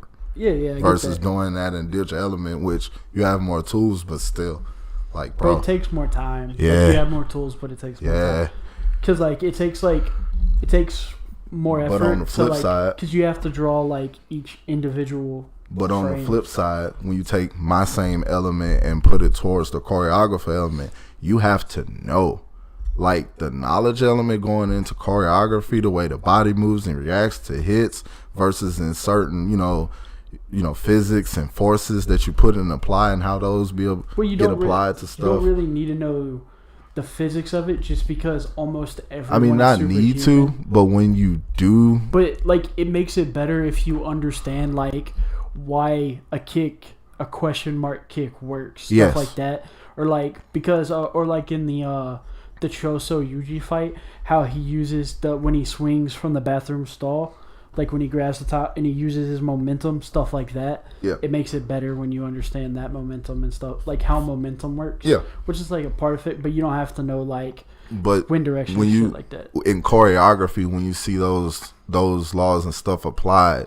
it just makes it so much. Like when freaking But no, that's what I'm getting when I was saying like how I just like don't focus on like how beautiful it looks. It has to look beautiful while also doing the other stuff. That's why I'm saying like I'm not just looking at the part. It's tough for me to say it's the best animation. The entirety of what's being animated has to be on this on that level. Yeah. Not just So the to beautifulness simplify of it. everything we just said, the part in that moment in which the choreography mattered was Guillaume and Muzan's exchange. I'm gonna assume and that the simplify. choreography slaps, because normally Demon Slayer choreography slaps. We're not saying it's bad, but to simplify everything, if we was to put this all in a nutshell, that part didn't equivalate to the Maharaga, and I actually 1,000% agree with you. Yeah, that's the whole thing I'm saying. Yeah. Is that I don't think, for me personally, nothing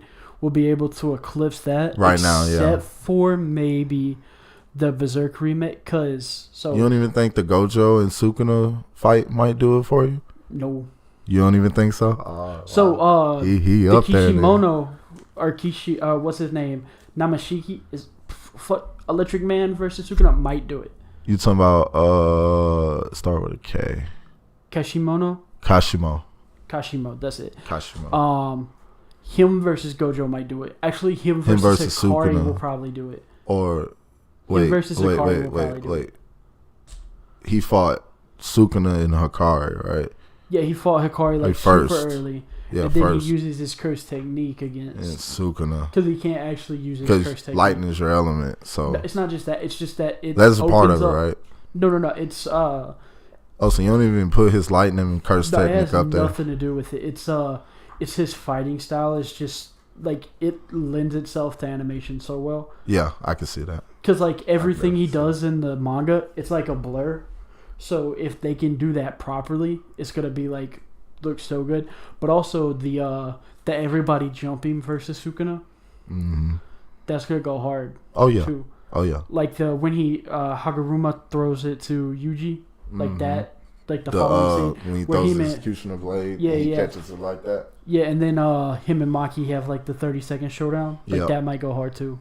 What would you say? But Like actually, no, I'm wrong. It's gonna be Maki versus her cousin as a cursed reincarnation spirit. That's probably gonna do it. Naoya. Yeah, when he reincarnates as a cursed spirit, and then she learns how to do what Toji does by sumo wrestling with Home Dude. Mm-hmm. That sumo wrestling part's probably gonna. Also, there's a Demon Slayer reference in that. Mm-hmm. Because they pick up water breathing. Yeah, they pick up the katana. Gyuto. I literally screenshotted that. Yeah, and then the actual like notes he writes. This is the Gyuto. Yep. I literally screenshotted that moment. Like but I literally have that moment screenshotted. Or also Yuta versus the two special grade. Yeah, Yuta versus the two special grades might do it too. You know, the Sky Bitch and the Sniper guy? Mm-hmm. When he fights that one and the other two? Yeah, the triple threat. Yeah, and he's and he makes the rule where you can't kill him. He just wants to hurt him. Mm-hmm. That one might be good too. But the big thing with the Gojo fight is like half the fight's not even going to be animated. Or they might show us the slash, but my problem is that you can't show us the slash because it makes it to where people think Gojo's still alive. Dude, if you can't show the slash, you have to just show the aftermath. And I 100% agree with the fact that he just showed the aftermath. Because everyone's going to say, there's no way that would have worked on Gojo. Infinity would have stopped it.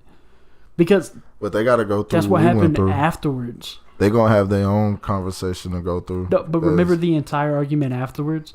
Like, half the JJK community was just like, Gojo not really dead, bro. I mean, you follow JJK community more than I do. Yeah, but so a bunch of people were just like, Gojo's not dead, bro. There's no way Sukuna could have won. And Sukuna admits that the only reason he won is because he used fucking Maharaga. Like, he admits it twice. Mm-hmm. So we know that. So we know, like, the thing is, like, we know for a fact that Gojo is the strongest ever in a vacuum. The question just is Gojo going to reincarnate as a cursed spirit or not? I understand. I don't think so, though, because he had no regrets. Also, I couldn't tell you that. Also, the fight would have kept going. He would have just kept getting stronger. I don't know if you know that about Gojo. So the entire fight, he slowly gets stronger because the only time he's ever been pushed to his limits was against Toji. Mm-hmm. Like, that's the only time he ever had to try. So, if Sukuna didn't do the world's slash there with the binding vow, which he claims he never has to make because he's so powerful, and the binding vow was that he didn't have to do any of the extra shit for the world slash, like he didn't have to make hand signs and he doesn't have to say it, and it can activate instantly. But yeah, sorry, I love JJK. Yeah, we're not talking about JJK in this. We're gonna be eventually, though. Yeah, we will. When we finish this, we're going straight to JJK. We're spending a lot of time on these outside animes. So, but honestly, a bunch of stuff for the metaphor doesn't happen this week. There's like almost nothing. Yeah, you're right about that. There's just a bunch of fight scenes, and so everybody's fight scene, but Rob and Luffy's. Yeah, Robin's technically last. Is mid, and I'm sorry to say that, but I do have to give credit where credit is due. It is the first fight scene in One Piece where it doesn't feel like a Pokemon battle, and it feels so fucking good. Yeah, Like, it feels so good. That's like, it doesn't even have to, like, it looks so much better than it actually is. Because it doesn't feel like a Pokemon battle. One of the things I've always loved about One Piece is just how it seems to upgrade as it goes on. Like, they don't do the same things they did, like, you know, now where we are in like 300 that they were doing at like 100. But you know what I mean? Like, even the Bluno fight, like, it felt sort of like a Pokemon fight. I mean, no, because when you look at it, like, he really wasn't doing the text. This is our first time seeing him do stuff, so I can't look at it like that, because even in the Pokemon fights, you wanted to hear the move you wanted to hear the most was the brand new one. that's what you wanted to hear. No, Like, but you know what I mean by Pokemon fight, right? yeah, but when you look at what's going on versus what's actually happening, it don't feel like that. No, like Lucci 100% feels like a real fight. But Yeah. it's the first time a One Piece fight feels like, because you see like Kaku versus Zoro feels like a Pokemon fight because they say the name of their attack, and you see an animation and they just go back and forth. Same with Jabra versus Sanji. Same with Nami versus what's it called? Like, not so much with Chopper versus, like, most of Chopper versus Lion Dude, whose name I refuse to remember. Just because I disliked him that much. I refuse to remember his name. Because at the end, he doesn't say the move's name. He just beats the shit out of him as Behemoth or Monster Point. But, like, everything, it's like, say the name of the attack, show the animation of the attack. Now, opponent's turn to do that. But Lucci versus, what's it called? Luffy in their fight in the tunnel, there's none of that shit. Like, Luffy might say the name of it, Rob might say the name of it, but they're actually trading blows while they're saying the name of the attack. It's not just, it doesn't feel like a Pokemon fight. It feels like an actual fight. And it's well animated and everything. And it's just, like, it's just such a breath of fresh air because everything else feels like a Pokemon battle. You do, like... And I love Pokemon battles, don't get me wrong. And, like, a lot of this stuff was popular then. Like, Pokemon was still atop of its height when a lot of this stuff was still going on. Because Pokemon been around for so long. Well, realistically, Pokemon's height was actually way after this, but I get what you're saying. Like, the biggest Pokemon's ever been? Its peak was after this, yeah. Yeah, that's what I'm saying. Like, but its peak. it was hype for a while. It was big as fuck in 2000, because I think this is like 2002 or 3. No. Where we're at is because Marineford is 2010. Hold up, I got the dates. I think this is like 7. I'm just gonna go to where 3. Yeah, April 07. Yeah. That's because I know Marineford came out in 2010. Because Marineford came out the same time as like Shippuden. Still, like with Pokemon and stuff being like that. Yeah, it was like because the peak of Pokemon is like 2015, I think. Like it was all these methods and stuff was still accepted. Like then, so like to talk about it now and say it's bad is almost like the time it was in was not. So, the reason for its time I think it was bad is because its two contemporaries didn't do it. Yeah, but it's still. But yeah, other ones did it. Like, don't get me wrong, but because the big three, they were the only one that did it, and that's what feels bad, man, about it. But there's a lot of anime that do it worse than One Piece. Don't get it twisted. It feels so nice that they caught up. They're upgrading.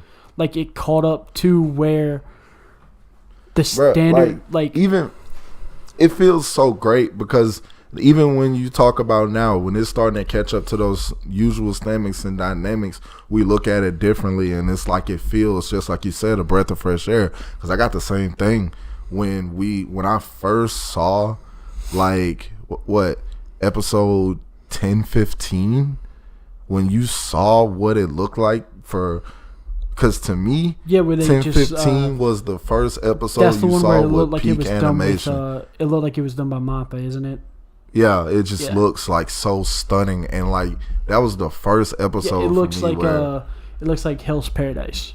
Yeah, and you see it, and Hell's it's like Paradise so is gorgeous, great. by the way, people. Go watch it if you haven't seen it. Read it too if you ain't read it. Go, yeah. Yeah, mainly because it's not supposed to get another season until like 2026. Yeah, it's a while. Even though it absolutely fucking killed it in the West. But that's It's like Chainsaw Man's not getting a second season because in Japan, Japanese people didn't like it. Yeah, it's how Japan runs it. Yeah. But But it made so much money they're gonna turn season 2 into a movie. Yeah, but you get to, like the animation stuff, when all this stuff starts upgrading and get to that, you get to these breath of fresh airs.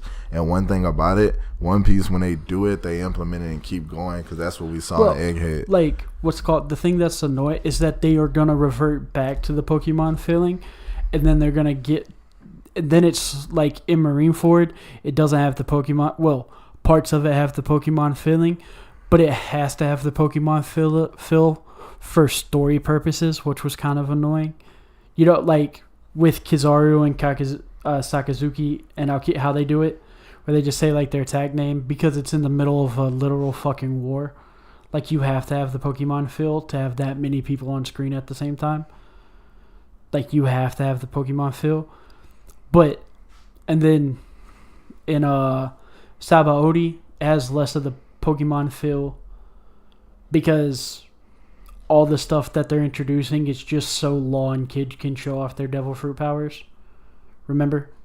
I mean, see, I'm not looking at it like that, because when I got to those points, I wasn't caring about like the stuff you care about when looking at this. I would have never came out and said something has a Pokemon feel, because I don't compare things like that. That's just the like best thing I have to compare it to, and I don't mean it as necessarily derogatory, because like I was at that point in time when I watched this and I see that stuff, I'm more like, who is Kizaru? Like, what can he do? What is the light fruit? Like, what is all that doing? And I thought it was the glint fruit. Yeah, let's just show you how much I know about it. Yeah. But like glint, whatever. Like, that is what is such all a good this? name for the fruit, by the way. Yeah, it makes sense, like, and it also explains. It's so much better than light fruit. It would if it was light fruit, it would have to work a lot differently than what I originally would imagine it to be. But because he uses it more as like reflectively, which like it's called glint, and that's what to glint means, to like be reflected brightly and shit. But it's not. I don't mean it fully derogatory, because there's moments where it makes sense because you can only do it that way in the show. Like, you can only do it that way, and then those times I don't mean it derogatory. But even then, like, there are things that's going to get away from. When I say Pokemon battle, I don't mean Pokemon battle in the show. I mean it feels like Pokemon battles in the game. Like, where they just take turns using their special named attack. What it feels like in a lot of points. But then, like, the Lucian Luffy fight, there's none of that shit. Like, they might use their special attack, but they're using it in the middle of a fight. Or like, what's another good example? That comes later on is Kid and Law, their introduction. It doesn't feel like a Pokemon battle. What do you mean about their introduction? When they're like, Luffy, watch this. Like, they show Luffy what their Devil Fruits do. After Luffy punches the Celestial Dragon in the face, and they get jumped by all the Marines. I mean, we didn't really know nothing about Law's technique until Punk Hazard. Yeah, we didn't know what it did, but he used it and like cut a bunch of Marines in half and then sewed them together wrong.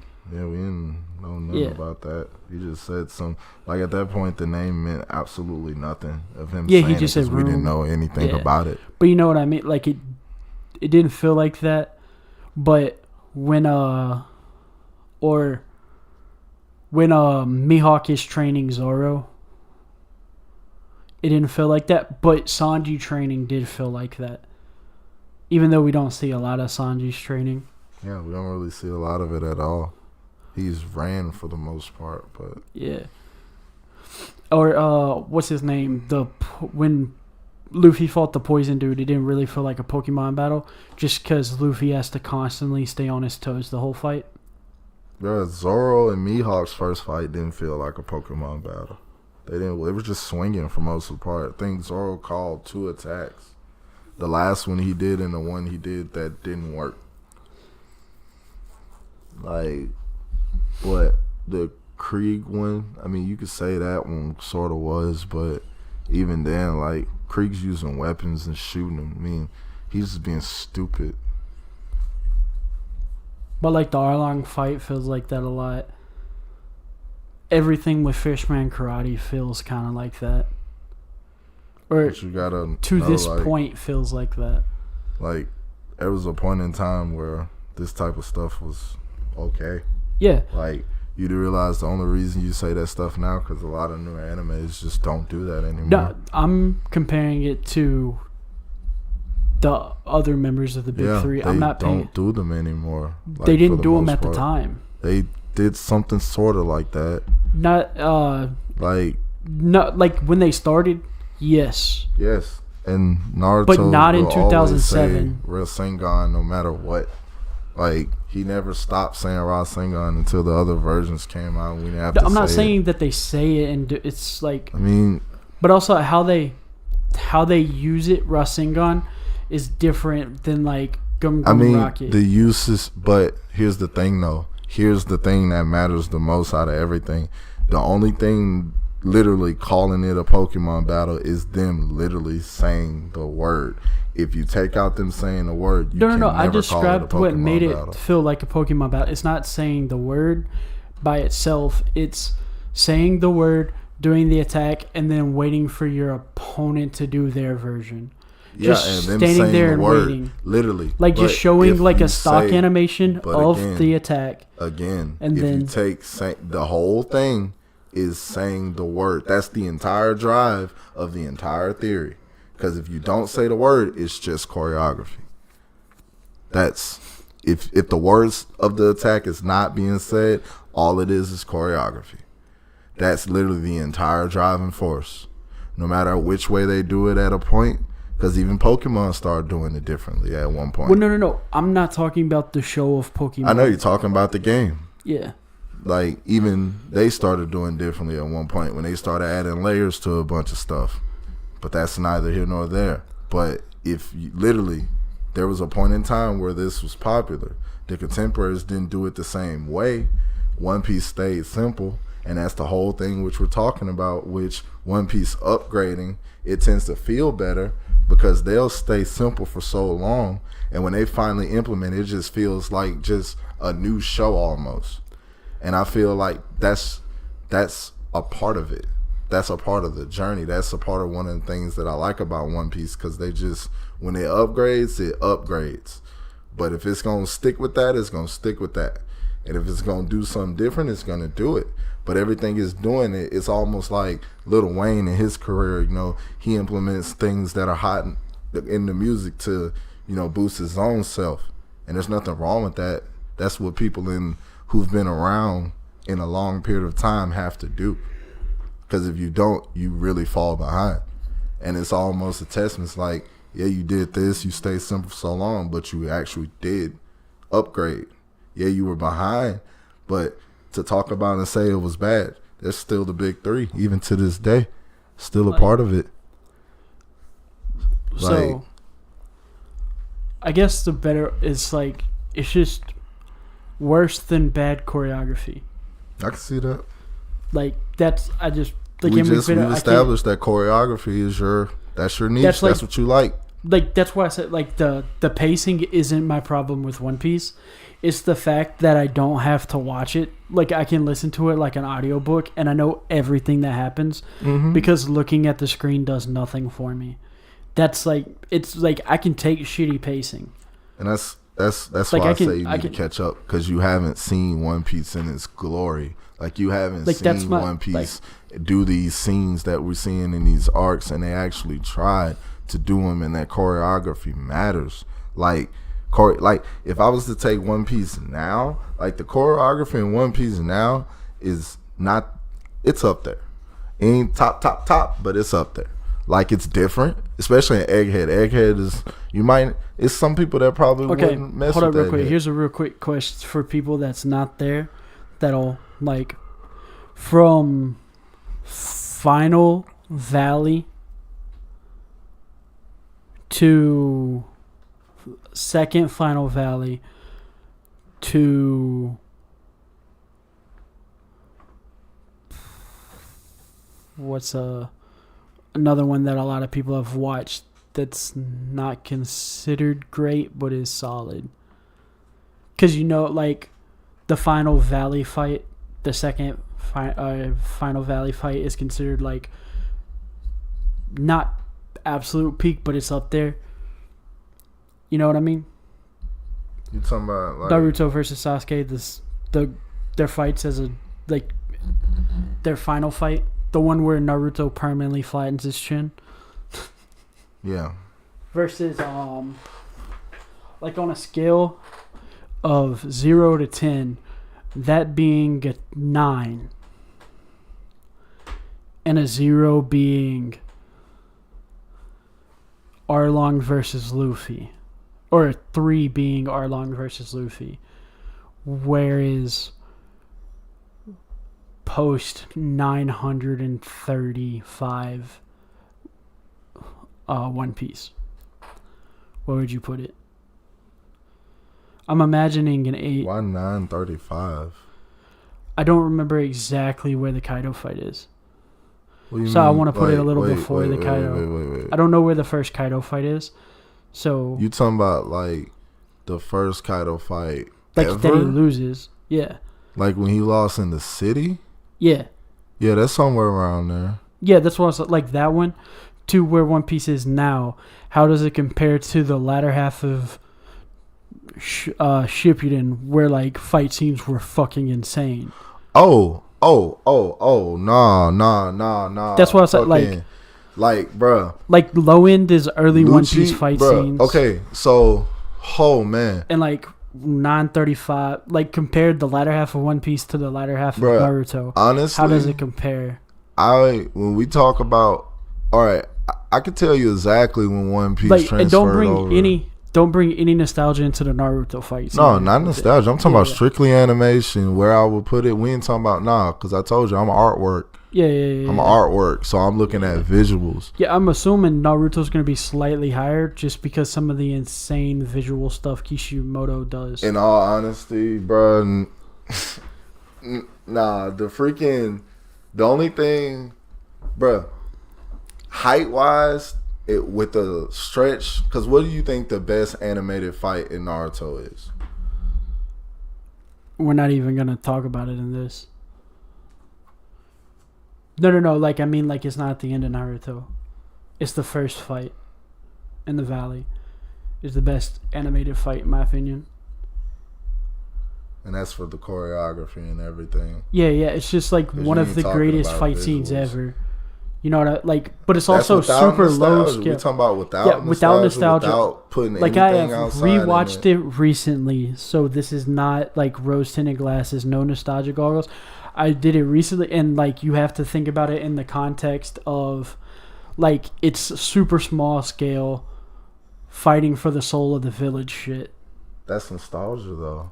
No, it's not. That's not nostalgia. Like, you got to think about it. You would have to. I'm doing it without hype. No. I'm saying we're stripping away the hype. Without knowing anything about the story at all to add any substance to the scenes we're talking about. Because this is what people who don't watch this stuff is going to do. People who don't watch these things and don't know what's going on, that's what they're going to do. But they're going to look at it without knowing anything else. So without knowing anything else. But nostalgia doesn't mean without knowing anything else. Well, okay, without any added benefit. Well, without any added information, just straight visual, and what you're looking at is all you know. Okay. Straight visual, looking at it, all you know. Would you still say that? Straight visually, like not knowing anything outside to change what you know. If we're not counting hype, yes. No, when I tell you, because what I'm saying is, like, the smaller scale the fight, the less hype inherently in the fight. I'm saying treating this like you don't, because treating it like you've never seen this before. This is something you're checking out. You want to see just how good the scenes can be. If you're looking at it for strictly visual preference of what you're looking at. Because for me, that scene was, for One Piece, was when he first went into Onigashima, when he did the Red Hawk, punched the ground, explode everything, drop all the Straw Hats right there. For me, that was a badass enough moment. The animation was there, and all of the scene, the emotion of the scene was there. I felt it. I want to watch it.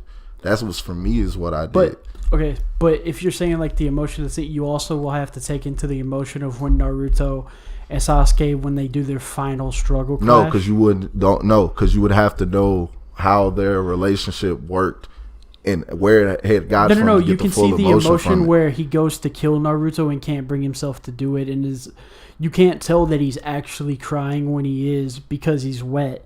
And there's the stuff running down the face. Not everybody's gonna get on that when you I know first see that. But no, like he got wet to hide his tears. I'm talking about But I'm saying if you're allowed to feel the emotion in that scene, you're allowed two different emotions. No.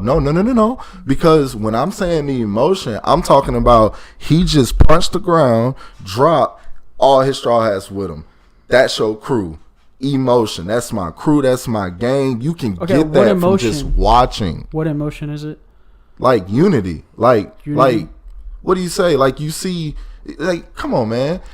The same thing you would feel if you was just looking at like the picture of all the troops put the flag down and you see them together and all that. It's like the same thing you would get. But what you're talking about saying, oh, he struggled to kill him, like that would hit you, but no, it's not just, he uses the, like, even if you see it like in a vacuum, right, and you've never watched Naruto before, you can see that Naruto, where he's putting the Rasengan, is not where it can kill Sasuke. But you would have Sasuke's had aiming to, directly for the heart. But you would have had to hear the conversation beforehand to understand that scene in its entirety. To get the emotion that you're trying to portray, you would have had to watch him tell him just a second ago that you can't even put a scratch on my headband versus you can't even kill me.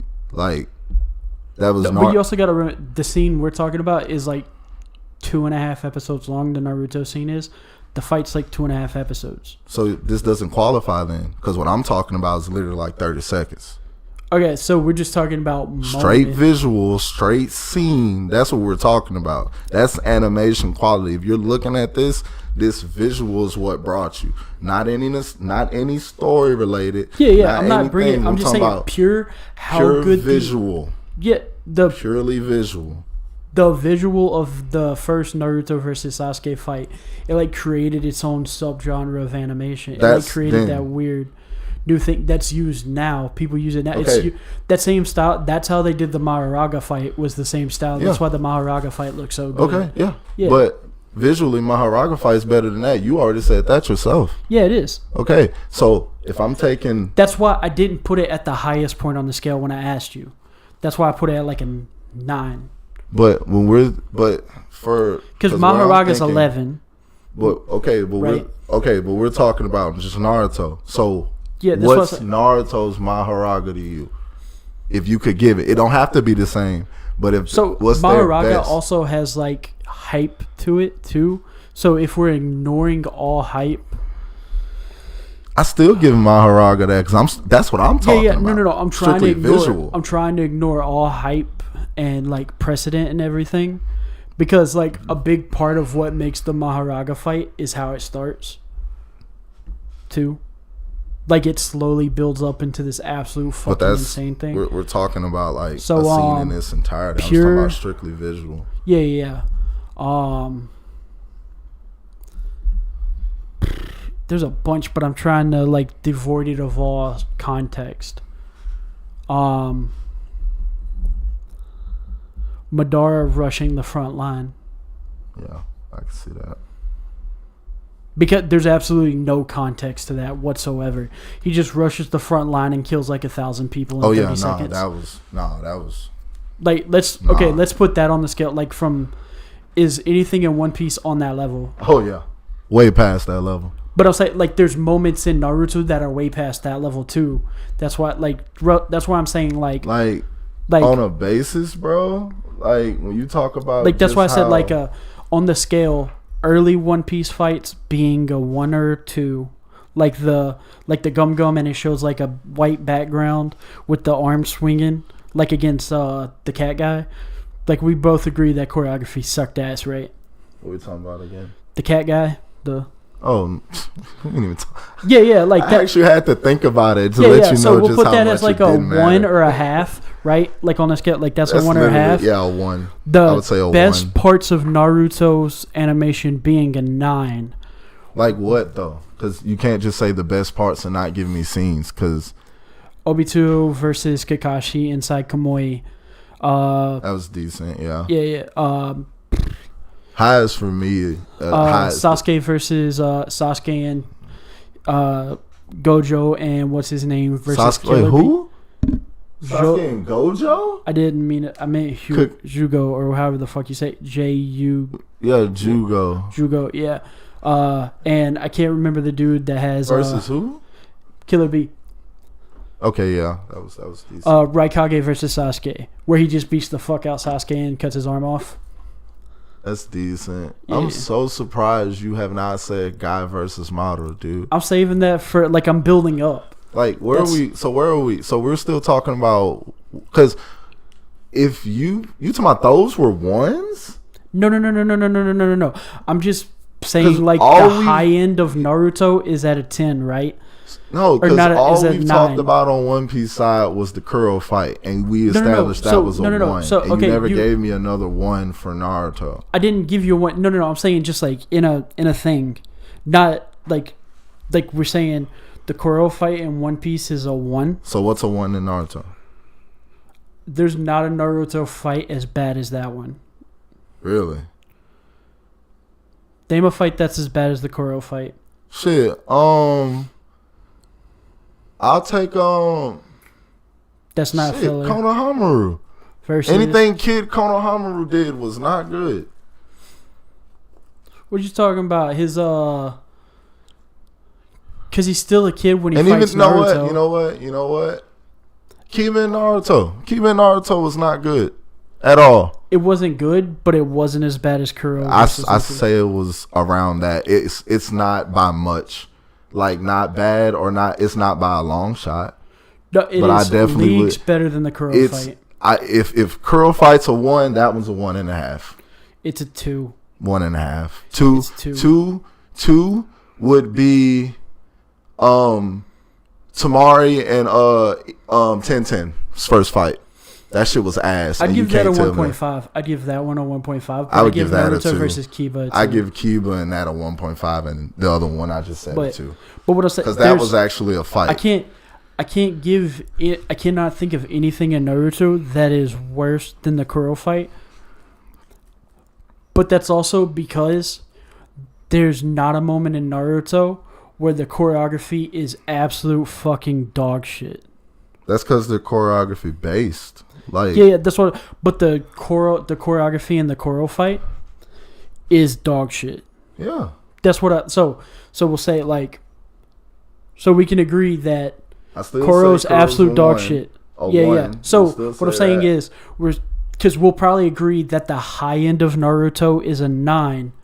Not a 9 for Naruto, but just a 9 is how animation. Because this is a scale of like animation with fight scenes, not a scale of like this is just Naruto or whatever. Like Maharaga versus Sukuna on this scale would be like 11 or 12. That's going to be hard with this conversation. In your case, the parts in which I'm gonna say are very high, you have not seen. I know that, but I'm just like that way everyone here understands that's watching Naruto because here's the thing where I will tell you.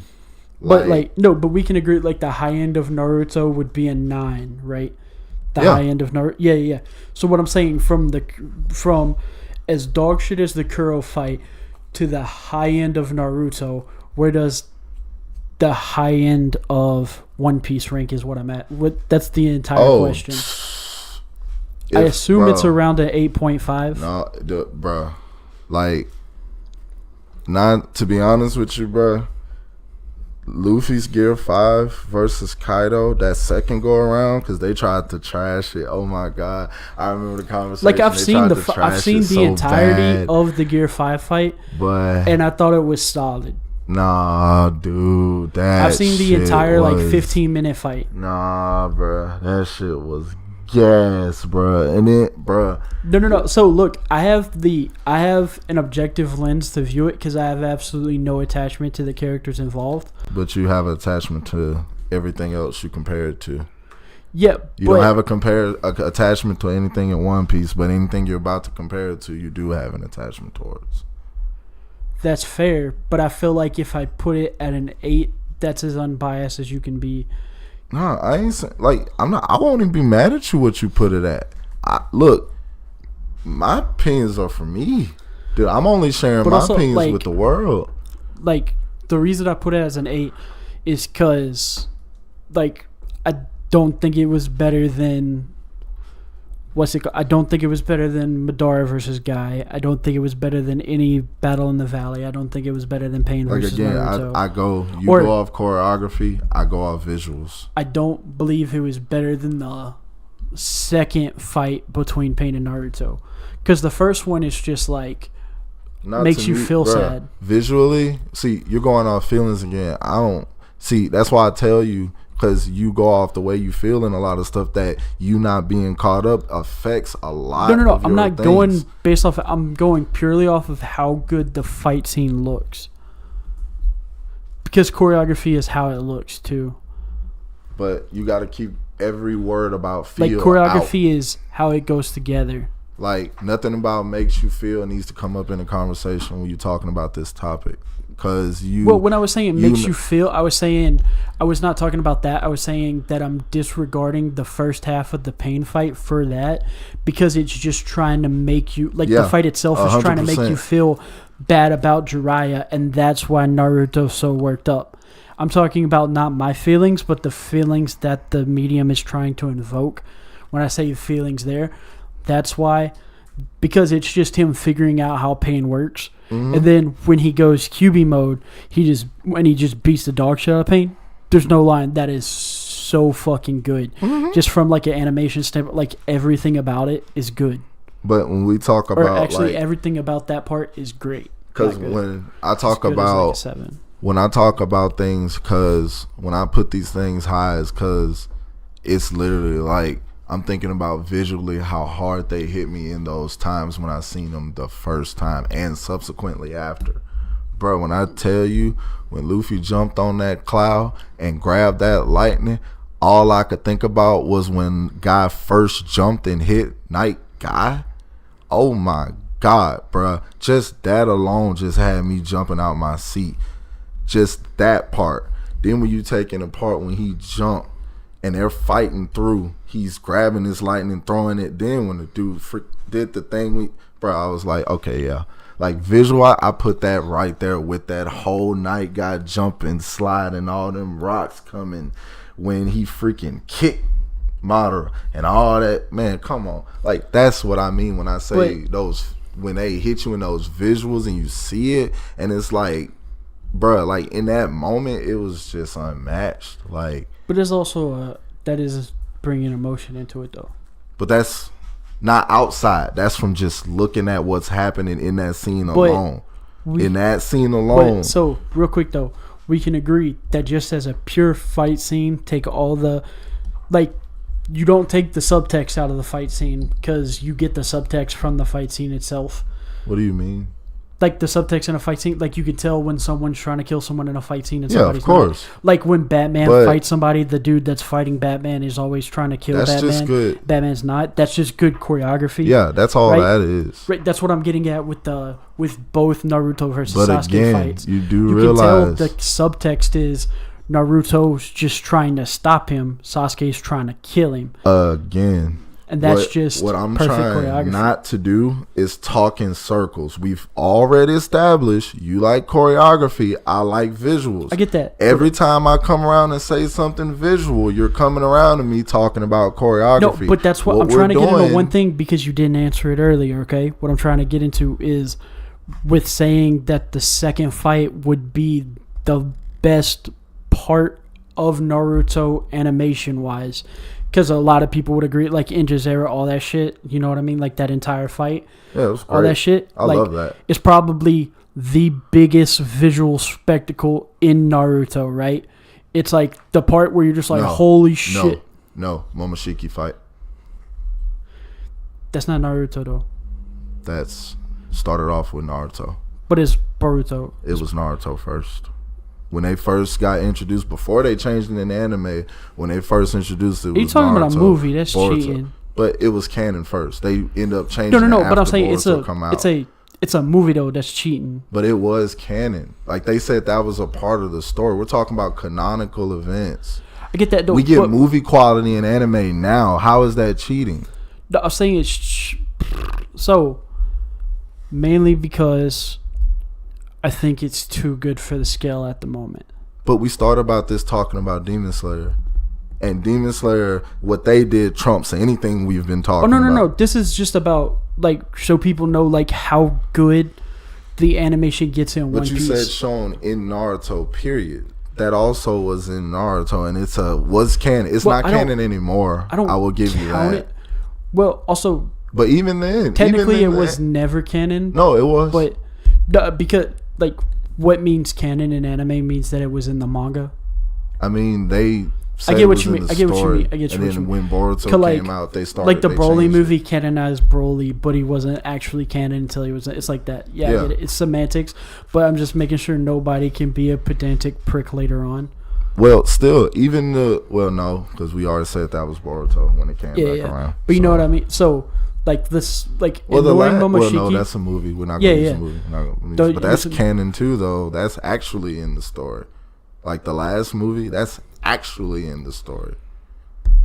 Well, also the scene in the wedding with the fucking flower petals animation is fucking amazing too. So let's not go into that. Like a scene that's not hype scene that just has like insane animation. But that's part of it. The last valley fight as the epitome of how good Naruto gets animation and all that stuff wise. Mm-hmm. And that's a 9 point, let's say like 6, right? We can agree that's a 9.6 on a 10 scale, probably. I mean, somewhere near there. Yeah, somewhere around there. I mean, both of us probably give it a 10. I don't get Maharaga kind of messed up the scale for everything. Okay. Or actually, Mugen Train kind of messed up the scale for everything. That's better. Yeah. Because Akiza versus Rengoku is a 10. Let's be real. Mugen Train ruined it for everybody. Yep. And then Maharaga made it worse. Well, before Maharaga, you Hanami versus Todo and what's it called actually ruined it for Mugen Train and made it a 10.5. Well, no. And then you just have so you put Mugen Train's thing above Tengen with Gyutaro? Yeah. Oh, what? The actual movie version, though. Actual movie version. Not the anime. Talking about movies. I thought that was what we just said. We moving away from movies. But it's for just making this scale work because it's not fair to compare this, like, the Momoshiki fight to what's happening in One Piece. Like, it's not fair. I mean, animation wise, I ain't gonna say that because bro. That's why I say you need to get caught up, man. You don't know. No. Bro, what I'm getting at is, that's a 9.6. What's equivalent to that? Yes, that's bro, what Lucci. Gear 5 Lucci versus Gear 5 Luffy versus Awakened Lucci, bro. No. I've seen most of that fight. I've seen most of that fight. That's 100% a 9.6 at the least, bro. Because isn't it like I've seen about, I think it's there's a 12-minute clip going around of the fight, so I assume it's an 18-minute fight. I watched the episode because it's almost an entire episode. That's 18 minutes for the most part. Because 18 minutes is almost an entire episode. Like, bro, because you got the opening and the credit. That's 4 minutes. Because we're just going through the sections of the fight itself. Starting with before they even transform, them opening up. You know, I'm gonna take the emotion out of it. Shit, like, no, not that. No, when they just start fighting, like I'm going, not even them talking. I'm keeping. We say we keep all emotion out. That is part of it though, because that provides subtext to a fight. But we can have subtext. But in the fight scene itself, I'm taking everything just out of the fight without knowing anything else. You look at them and have that opening exchange. You know, seeing... And there's the whole, you can't beat me in your current state. You got to look like your poster. Yeah, no, he asked him, what's up with your poster? I thought it was... Oh, that's what it was. What's up with your poster? Then I just curious about it? I saw a mistranslation but of it. But like them animating just them punching, him doing his finger pistol, and him doing that, just every time you see him just doing that exchange, he'll punch, and they'll like clash and that extra detail, you just seeing that alone, I see would spark an interest in somebody, because why are they even doing that?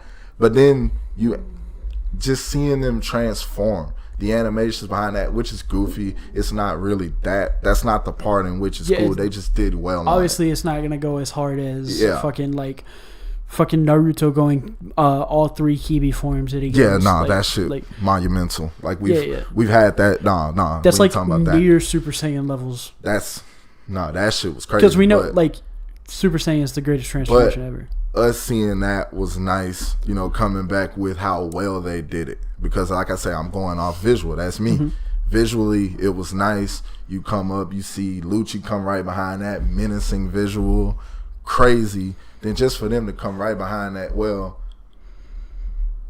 I skipped the part because when Luffy finished transforming, that punch which he came to. Yeah, I seen the big punch as soon as he transforms. That was really nice. And then just seeing when he fights and all that, they're not just when you talk about visually how they did it, bruh, they gave you so many angles in which they were fighting to literally enhance the scene. Like, because when you're watching them fight, it's not just them you're watching the scenery, you're watching the city, you're watching like literally all the colors and all, bruh, it's a beautiful fight. Like, beautiful. So it's what DBZ did back in the 90s? I can see it. Like the android fight when they're fighting through the city, destroying it? Yeah. Like the future Gohan getting his ass kicked? But the angles and stuff they were doing, that's One Piece doing that. They ain't did that before, which is why I love it. But what would you rate it on the scale that, like, Mugen Train 10 or movie Mugen Train 10?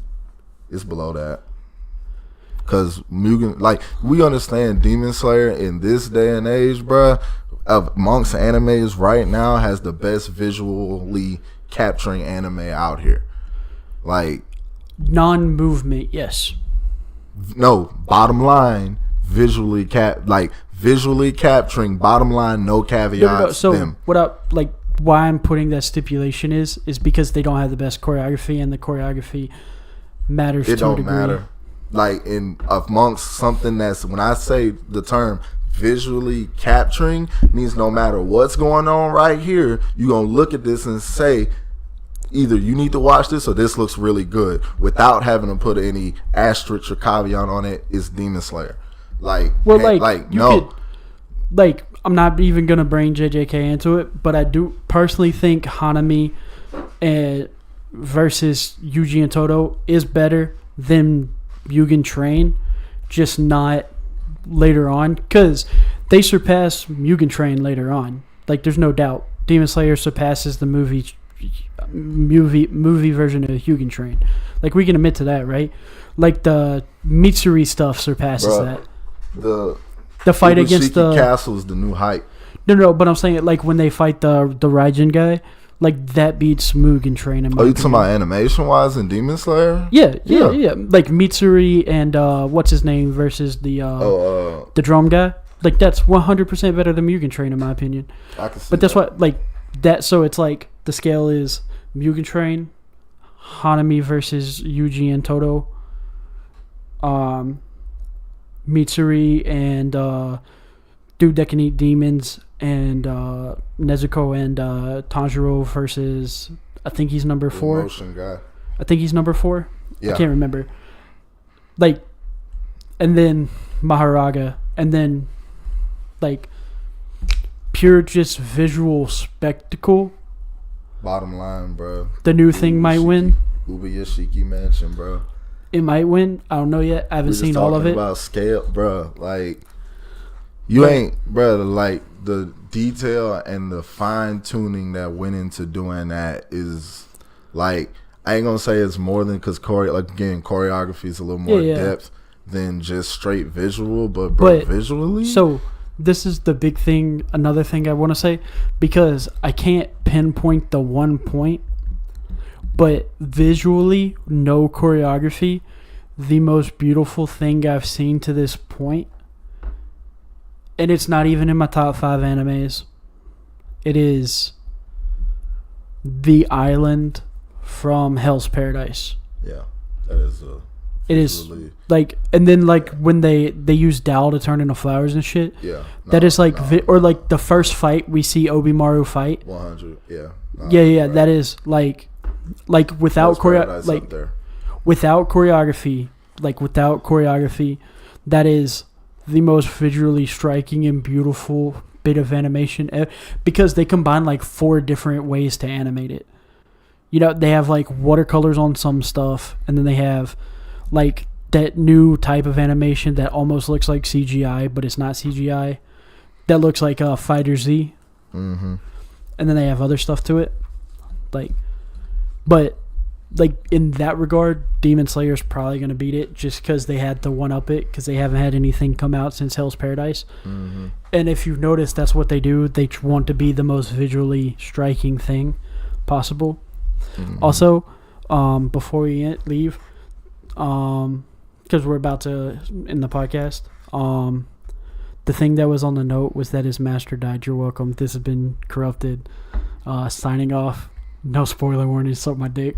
It wasn't even like it's I read the manga, so I already know. Yeah. I know everything. I read most of the manga. I stopped after Rock Hashira versus what's his name. Ha! You trip. No. Like I read that part because that's all I wanted to read. Bye.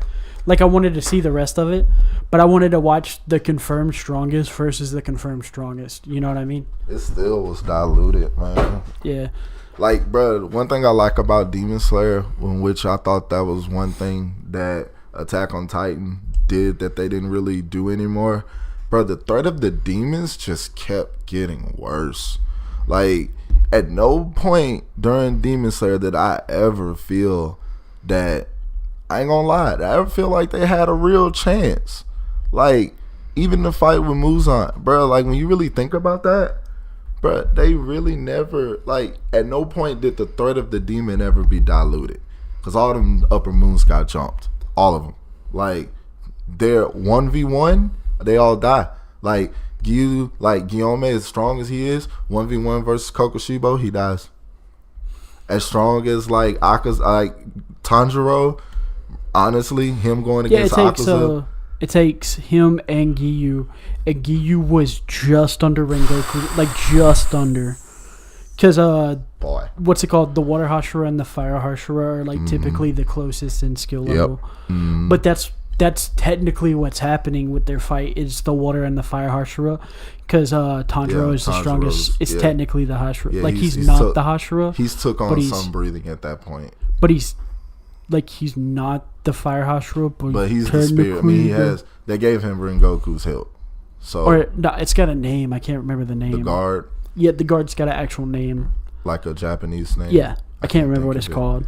But like when you think about that, bro, like that's why I like about when you think about Demon Slayer versus like Attack on Titan, because it got to a point once Eren started turning into a Titan, I'm like, boy, y'all ain't shit no more. I'm actually more interested in y'all than I hate y'all. I want to see more of y'all. I want to see everybody get a Titan form. Fuck it. Give goddamn, like, the ideal when they wanted to make Commander Erwin a Titan, the Colossal Titan. When I first heard it, hell yeah, let's do it. Even though for the plot wise, we understand why Armin. What was it? It's called a Suba.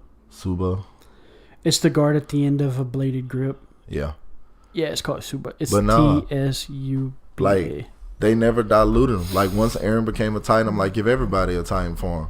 But at no point during Demon Slayer, I was always rooting for Nezuko to get out of that junk and not for somebody else to become a demon. And spoiler alert, your boy Tanjiro, yeah, boy, him and Nezuko kind of switch places.